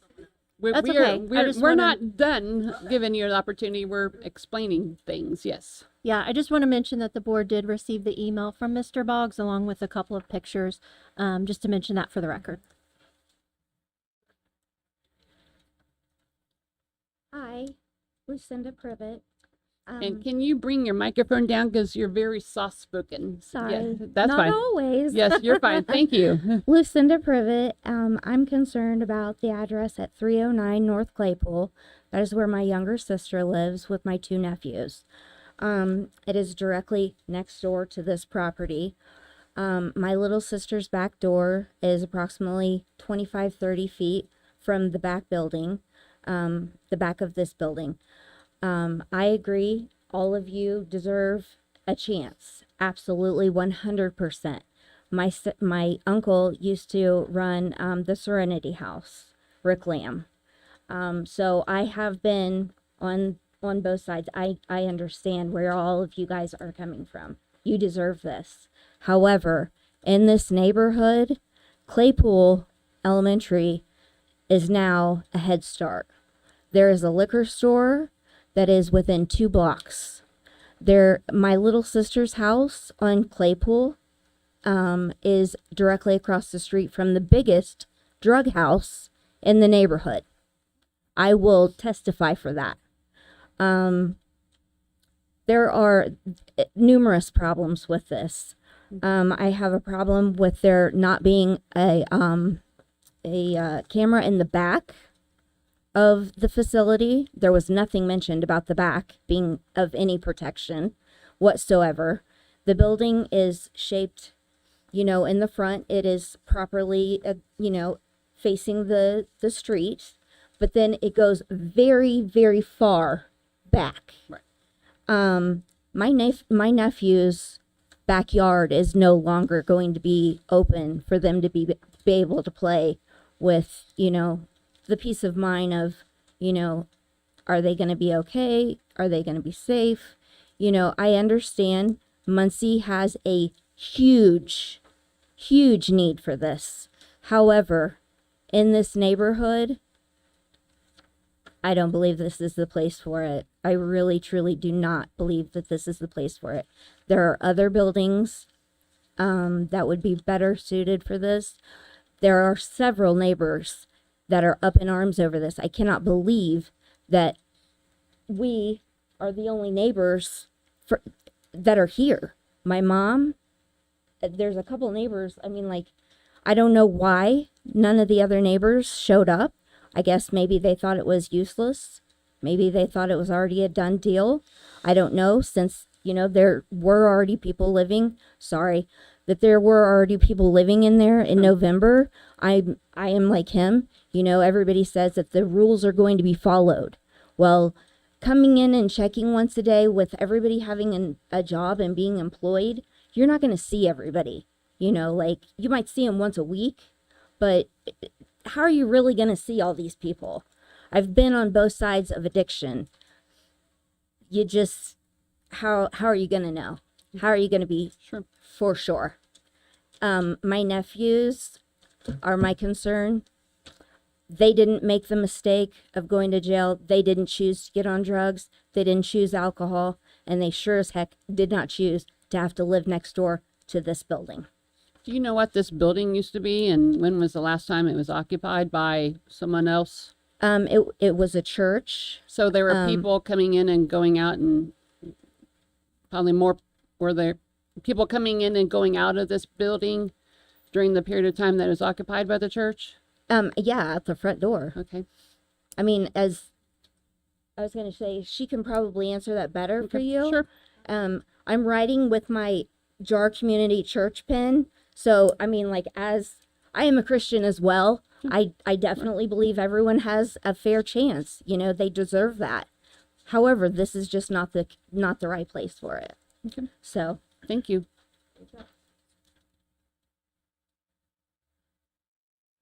My name is Adrian Joseph, live at 3201 East Weiser Street, right behind it. Like I said, I'm for people getting help. I really am. But it's not the right place to have it. I'm sorry. I'm sorry, guys. I mean, everybody gets a chance. Everybody deserves a chance for everything. But safety of our kids in the neighborhood, I mean, come on. I've been there for 15 years. And yeah, there's a house right across the street from them that have had the police there thousands of times, and they still haven't done nothing to them. Nothing. And like I said, I am for people getting help, but there are school buildings that are empty. There are all these other buildings that are empty. Why can't somebody go and try and work together and do something like that? Do you want to say something? No? She was wanting to say something. Sure. But I mean, like I said, I'm for everybody getting help. I mean, everybody deserves a second chance. But not in a neighborhood. Not in a neighborhood where kids play and want to have fun and be out there. Yeah, it's a busy road sometimes because of the bus route right there on 32, right there on Weiser Street. But for her to be able to go out, which she can barely see, which she can see, but not as good as everybody else that's got two eyes. So, I mean, how is she to know where these people are coming from, or different ones are trying to come through and not know? I mean, she knows not to talk to strangers, but she'll go and talk to anybody and everybody. And she plays with the little boys, and they are allowed to come over and they, and they play. But now they're afraid to even go outside because I understand you guys are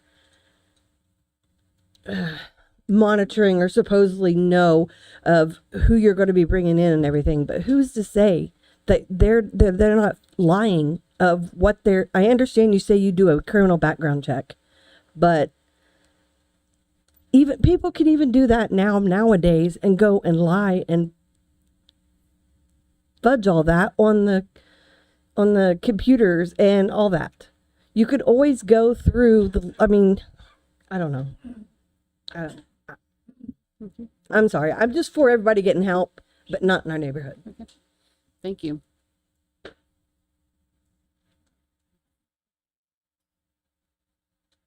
Hi, my name's Mary Jo McCormick. My address is 4605 West Bayswater, but I'm here on behalf of my daughter, who lives on Claypool, right behind this building. The backyards meet up. She's ill and was not able to attend this evening. But I do have a couple questions. One, they say that they have a strict policy of 10 o'clock curfew. Okay, what happens if they're not in at 10 o'clock? Are the doors just locked and this gentleman is left out on the street to wander around? Police presence in that neighborhood has been very lacking. Like they have said, I have never used a drug in my life, thank heavens, but 77 years old, I know where to go get it, thanks to this neighborhood. So that's a concern to me for their residents. I mean, if I know how it's right around the corner, they need more cameras than just in the front yard. It needs to be around the whole building so that they can see what's going on, mostly on the side of the building. So police presence and the cameras, I think, are a big concern. Like they said, there's a liquor store right down the street.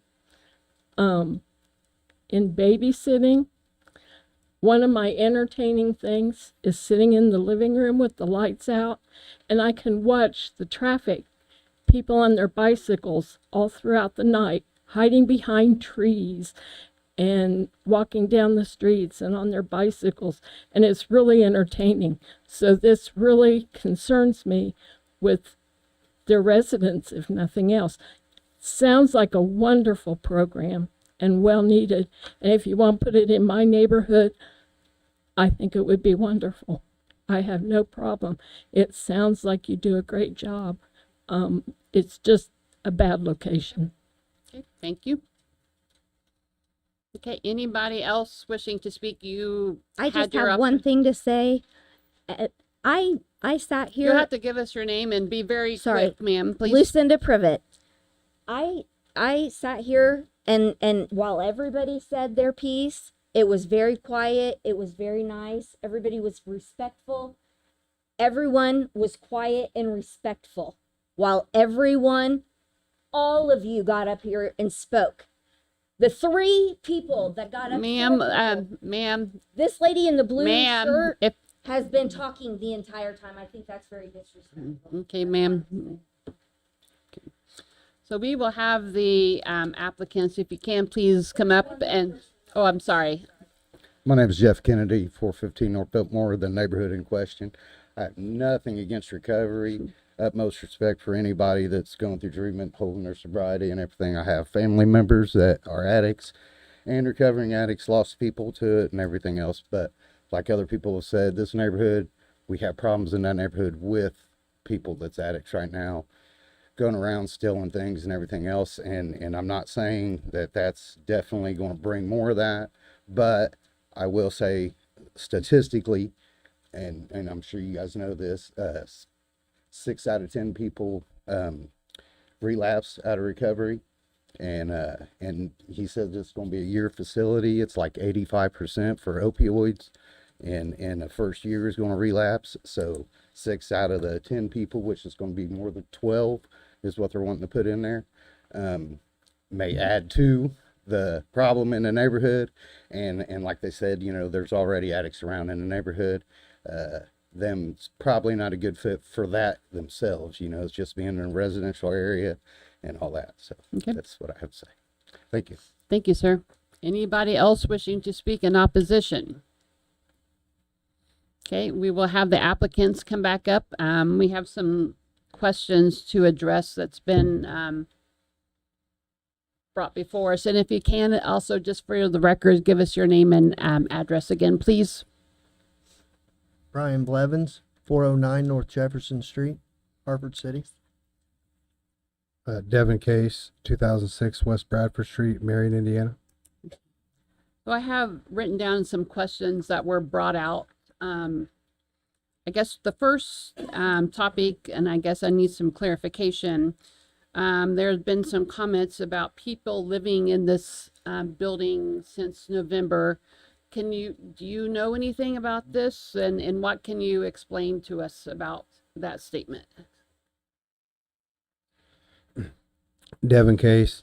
We bought the building December 26th, and then we had residents in on the 1st of January for roughly, I believe, 30 days. And that the fire marshal said it was 21 days, correction.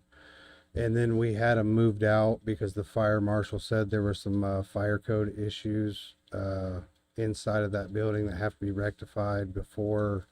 And also, we have to file a change of use with the state in compliance with the fire code consultant to have this building approved for residential living, basically. Brian Blevins. When we first got the building, we thought that since it was a commercial property and residential, that we were okay to do what we were doing. So when we started and talked to the police or the fire marshal, we found out we had to put in a change of occupancy.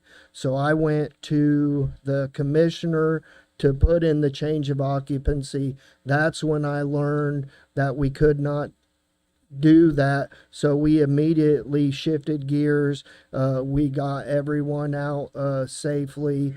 And that was on the 31st of January.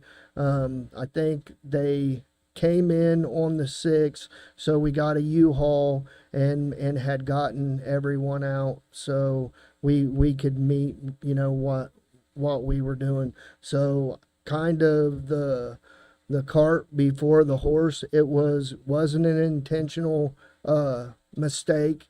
It is what happened, and things went safe while that they were there. And actually on the last day that they moved out, that's when the police report happened on the 31st of the evening, which 2 blocks away, someone had a warrant for their arrest. They got in their car and ended up pulling into 304 North Waldemere.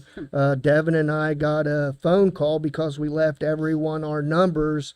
So I explained to the individual that had called me, it can't be us. We just moved everyone out. The only person there's a 60-year-old man with a bad hip that can't walk. That was getting ready to move out the next day. So I called the neighbor back in his concerns to just let him know, what happened. And the neighbor wasn't interested in the story. That's why I went to get the police report. Just, and safety is a concern. I have compassion for the families, the kids, the neighbors. I want people to feel safe. I don't want to be a bad neighbor. I don't, want to have animosity in someone's neighborhood. But to know that there's known drug houses and that stuff, that's not a good thing. The police need to be involved, and those criminals need to be, dealt with and taken care of. I wouldn't want a sober living house with men trying to be sober with people selling drugs. So what would I do that? I'm telling. So, it's about keeping your community safe, and we all have children, and like the gentleman said earlier, there's sober living houses with children around, and that stuff, just really isn't an issue. But I do have compassion for the neighbors. So as to cameras, do you have cameras that face all areas that you can see kind of what's happening on the whole premises? Brian Blevins. So we installed cameras, but we were waiting until the variance is over. That way we can go in and do the rest of what we're doing. So currently right now we just have cameras facing the front on the inside, but we haven't had any cameras in there with people. We've are just progressing and going along, but cameras would be installed in every doorway to monitor, where people are. We're just kind of, we're not going to go put $50,000 in a fire system if we don't get a yes. Right. So it's just kind of waiting to see, what's going to happen so we can do. But that's something you would be doing. Absolutely. Okay. And then as to individuals that are not in compliance, whether they show up and they are under the influence or not there during curfew, how do you address those individuals? Do you just kick them out and they're, I guess the neighbors are kind of concerned that they're now just wandering the streets and those types of things. Can you address that? Devin Case. If there's any violation of the program, including curfew, one of us will escort them to other housing. They will be in violation. They will not be locked out of the house. They won't be roaming the neighborhood. We don't throw their clothes on the street. We find them other housing. So they're in a violatory period of whatever it is, 24 hours, 48 hours. They're still there, but they have broken a rule and now they can no longer stay. So we will find them immediate housing and they will be removed. Okay. Okay. Does any other board member have any questions? I think you addressed them all. What'd you say? You got them all. Okay. I think we have, is there any other questions of the board? Okay, I think, I'm not sure if you wanted to address anything, Gus. I think we might have all of the information that we might need, so I don't know if you want to. Devin Case. Yeah, I just wanted to address just some of the concerns of neighbors. I do understand and we do have compassion, and I'd like to just reiterate again that there is a process for a person to come in. We go off of the state background check, which is, you can't forge it. It is accurate. Charges are present and everything is seen. We go on that, and then also we do an interview process and we see if they're going to be a good fit. We don't just take anybody out of prison. And again, we don't take violent offenders. We don't take sex offenders. And I'm not saying there's not still could be still a risk, because you do have people who have prior convictions. But I'll tell you this, just to eliminate the fear surrounding these people, are no longer criminals. They're no longer thinking like criminals. They're no longer in active addiction. These people have sustained periods of sobriety before they even gain interest to the program, number one. And number two, the program is strict enough that they know how serious it is, and we let them know right up front that even any violation of this program will result in your removal, because the beds in this house or the rooms in this house are for people who are serious about changing their life and who back that up with action. We don't allow people to deceive us, or to, if they are not putting in work every single day and becoming a recovered individual, they will no longer be in the house. I also I wanted to speak to the kids feeling safe. There is going to be cameras around all sides of the building. There is not going to be any blind spots, and those kids are perfectly safe to be outside. And number one, I will instruct every single resident, can make it a part of the rules, that they already know this, that there is no bothering a neighbor, no stepping onto their property, no no issue, no drama, no arguments, no loud behavior outside, and we are going to do everything that we can to make sure that the residents feel safe, even to the point of taking specific lunch or coffee meetings or sitting down with these residents and specifically going over things that they want to see happen.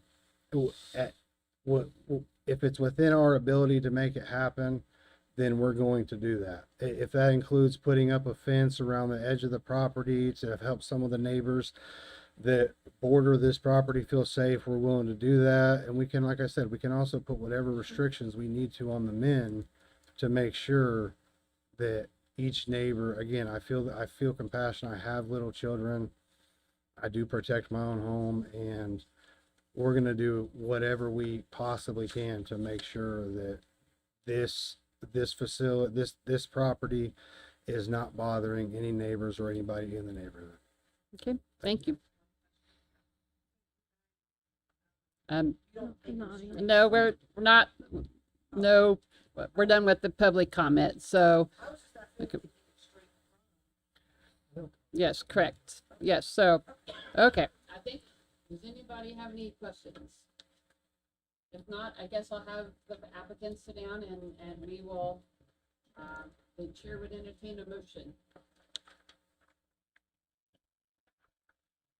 Yes. So now the chair will entertain a motion.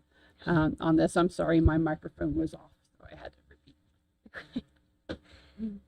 I would make a motion to approve BZA 02-26 with the conditions that the variance be for the applicant only and not transfer with the property, and that all necessary approvals such as fire department, health department, building commissioner, anything else be granted before the business starts, before residents come to live in the building. And that the occupancy of the building be limited to 12 residents given the parking situation. I'd second that. We have a motion and a second. Roll call, please. Billington, Yes. Fritsch, Yes. Ivy, Yes. Knapp, Yes. Mathewson. Yes. That is 5 yeses, so that is official action of approval of BZA 02-26. Gentlemen, our office will provide you with certification of that approval, so you can move forward with getting all your permitting and everything done. We will provide you with that. Congratulations and good luck. Yep. And when your case is read, you may leave, but we ask you to be quiet because we have more matters that we need to address. So if you can just quietly exit the room and move down the hall if you're planning to talk. Do we need? No, Brown Jack.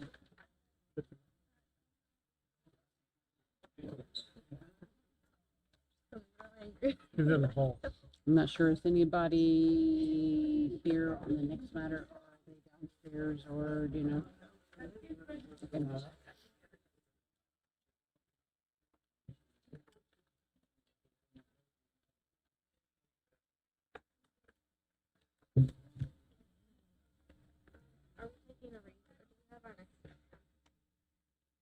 Do you want me to go ahead and read it? Yeah, go ahead. Next case, BZA 04-26, Jurisdiction, Board of Zoning Appeals, being a public hearing on the matter of an application filed by McDonald's and Pegasus Future 2, LLC, requesting a variance from the terms of the City of Muncie Comprehensive Zoning Ordinance to allow a 45-foot tall pole sign for a new restaurant on a corridor road on premises located on the southeast corner of Macedonia Avenue and 29th Street, Muncie, Indiana, as more accurately described in the application. Okay, I guess before we move forward, Kayla, can you go out and maybe, okay, I think. Some public official, please.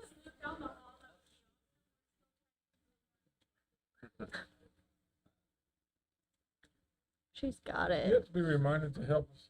Look at her go. She's Oh, got yes. it. Okay, so is anybody here on behalf of Pegasus Future 2 LLC? Yeah, good evening, Dan Olson, 1027 Nottingham Road in Sycamore, Illinois, president of Upstream Design Group. So we're Yes. here representing the application this evening for the sign variation.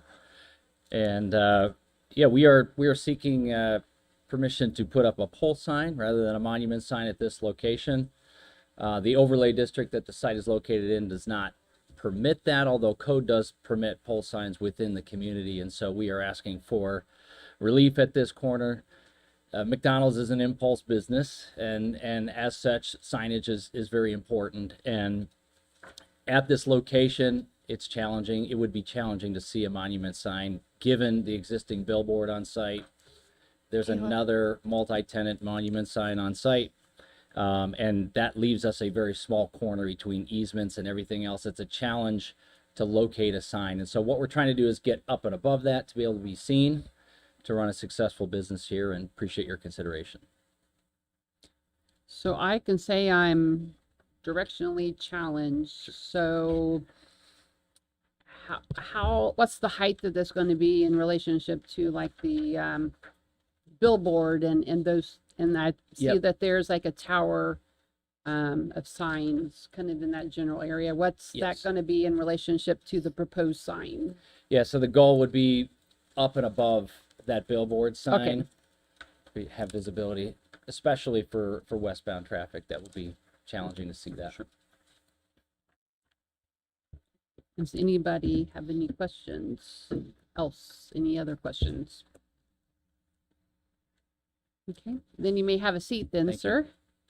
Anybody else wishing to speak in favor of BZA 04-26? Hello, Mayor Ridenauer, 300 North High Street.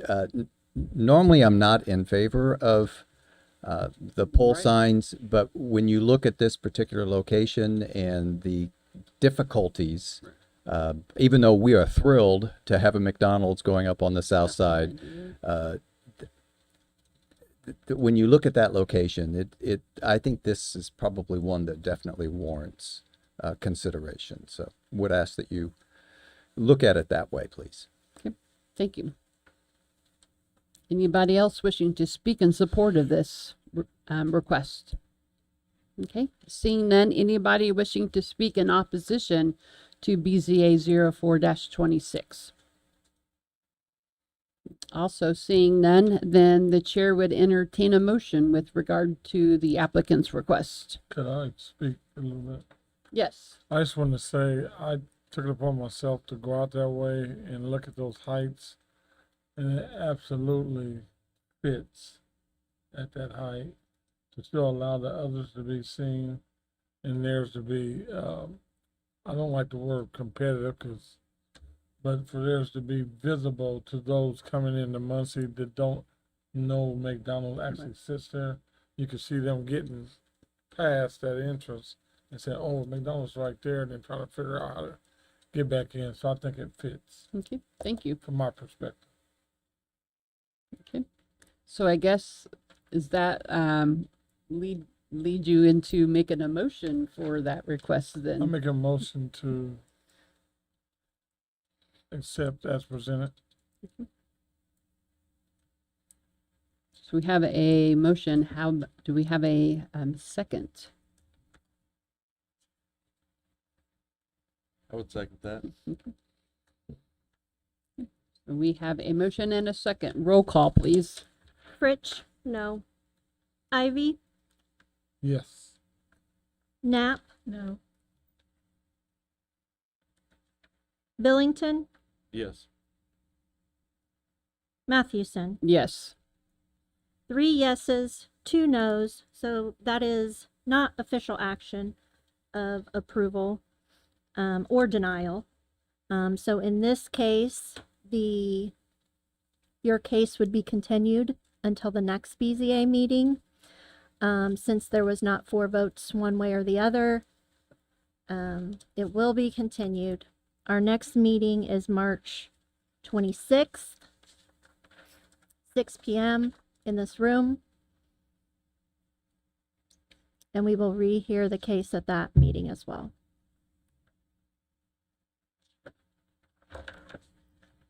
Okay. And again, so you're free to leave once your case is done there. Yes. Madam President, could I take a restroom break for this? Yes, we're going to take a minute or a couple minutes break here and we will reconvene. Oh, right, literally.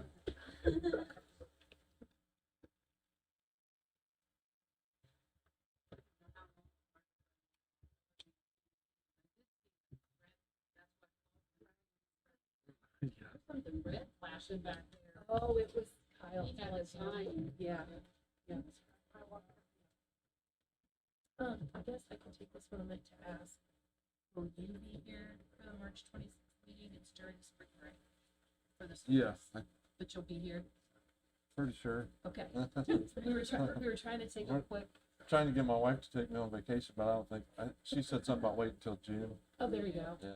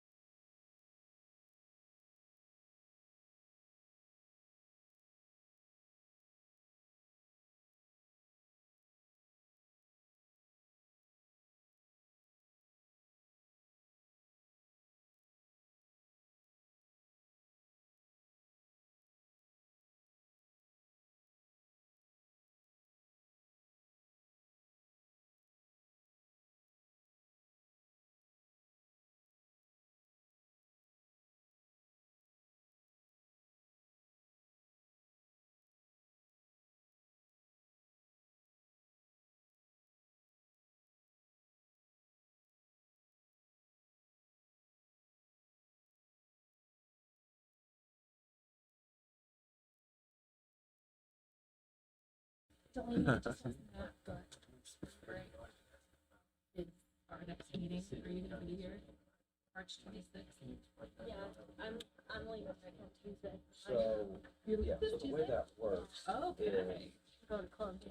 Oh, okay. So I'll be back before then, in theory. I don't know. I always see these pictures of Turks and Caicos, and I want to go there, and I don't even know where it is. That was, But I'm telling I don't. all right, so Columbia and Cameron Sarah. But I'm also like,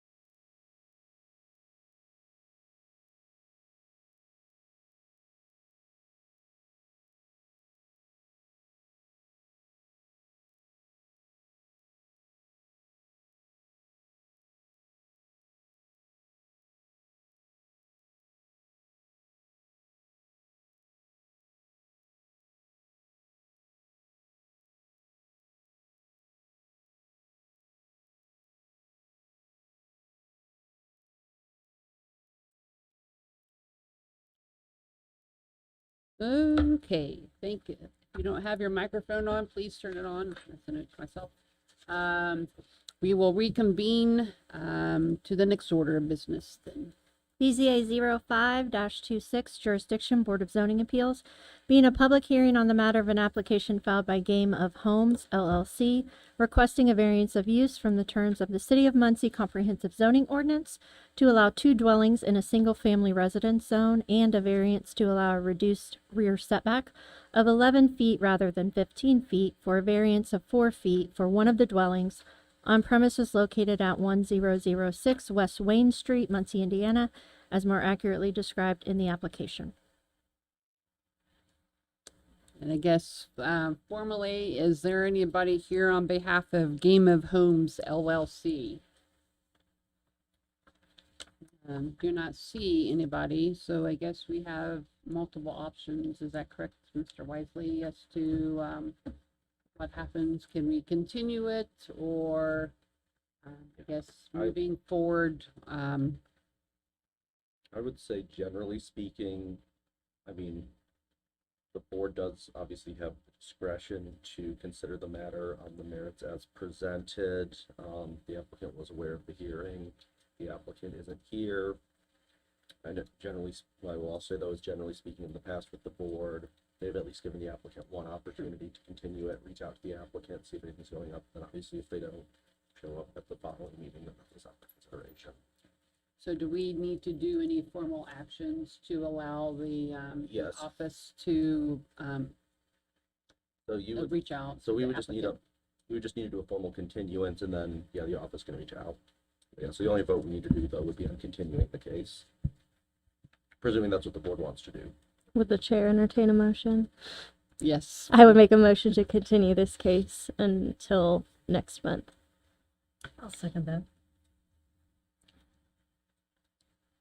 Give me a motion and a second. Roll call, please. Ivy, Yes. Knapp, Yes. Billington, Yes. Fritsch, Yes. Mathewson. Yes. Okay. This case will be continued to our next BZA meeting, which is March 26th, 6 p.m. And our office will contact the applicant to relay that information.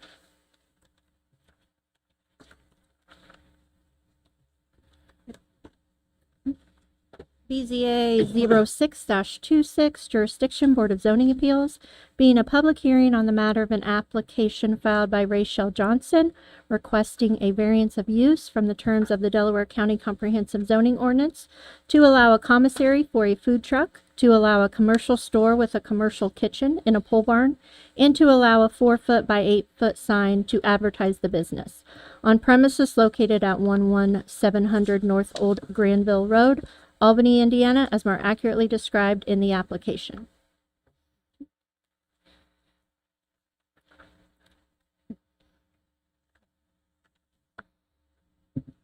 Rachel Johnson, 11700 North Old Granville Road, Albany. So our application has kind of become twofold. So we last year just kind of had a small farm stand, and we grew sweet corn and pumpkins and some garden vegetables, and at one time had started we started building out a 20 by 20 area in our pole barn for one of our boys who races motocross.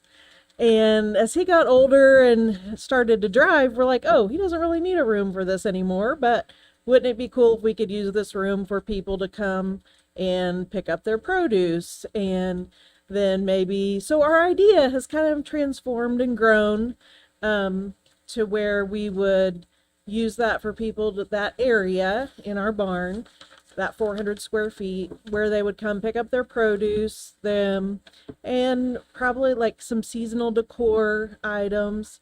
And then over time, we would like to add maybe like some freezer beef, maybe if we would get chickens, maybe eggs that we grow on our own property. We are experimenting with tapping our maple trees, and we experimented, or not maple, I'm sorry, walnut trees. And we've experimented with some walnut syrup that we're doing right there on our property. And then things like freezer corn, jams, things that we make out of the products that we grow right there on our property. So that's one part of our operation that we're doing there. And then the other part is we have purchased a food truck, so we need a commissary for that food truck to come back to. So we'd like to expand on that room that we have and build out another little area where we could have a commissary and a commercial kitchen that would serve both the food truck and the things that we would like to do for the farm produce and the store area. And then along with that, then eventually we'd like to put a sign out front, to advertise the produce that we're selling. And I think you had indicated in the application that it would that the store would operate mainly in I think the summer months, or kind of when is a time frame that you would anticipate it operating? Probably summer and fall would be our more. I think we would be year round, but summer and fall would be the heavier months where we would operate longer hours. And I think you had also indicated that you would have 2 employees and would envision that the operation would be from like 10 a.m. to like a 7 p.m.-ish type of. In our heavier months, I think we might do something like 10 to 7. Like when people are really wanting sweet corn, when sweet corn's in season, we would have longer hours that were open. But really, as far as employees, it would really just be Brandon and I, and we live there on the premises, so we don't really intend to have other employees besides ourselves. Okay, sure. And I guess with regard to like the food truck, it's just kind of there like a storage location, not like operating or running a business of the food truck out of that facility? No, we Okay. don't intend to operate it there at that facility. It's just like going to be its home base. Yep. And I think your application had indicated that you had been in contact with some of your neighbors and that that they appeared to be in support of that. The ones that we've talked to have Okay. all seemed to be okay with it. And I'm not seeing anybody else here other than you two, so I would assume that no one has expressed any opposition to this to you, have they? Has anybody expressed any opposition of you doing this? Not to us. Okay. Does anybody else have questions? I'm assuming this proposed sign would be a ground sign. Yes. Okay.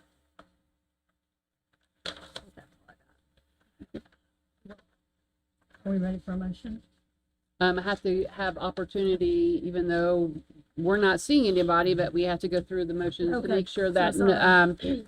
no one else is out in the hallway or wanting to speak in favor or against. So any body wishing to speak in favor of BZA 06-26.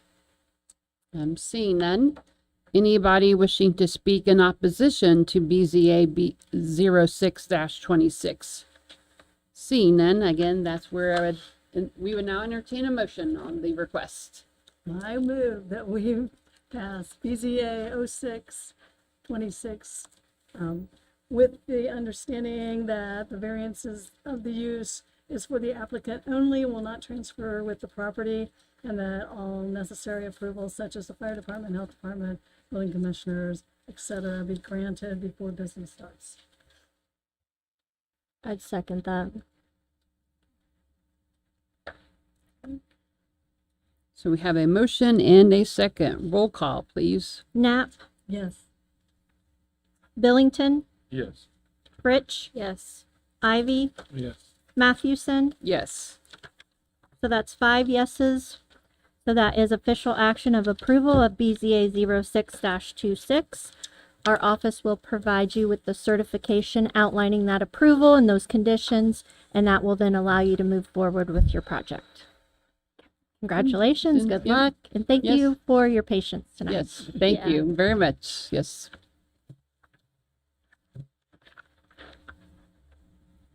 So it looks like the next order of business would be the report from our director. Okay, so I gave you guys your packet. I'm just gonna let you take that and peruse on your own time. But I will also mention that we included the recently approved and updated BZA rules of procedure. We provided those to you tonight, so make sure you replace the old ones in your packet with the updated current ones. And also take a look at the second page I put in there.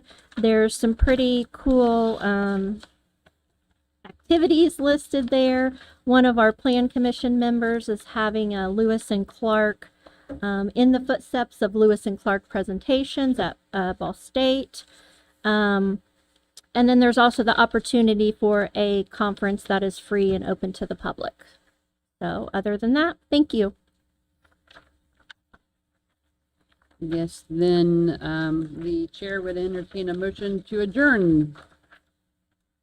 So moved. Okay, so we are adjourned. Thank you, folks. Third, fourth. Alan, would you have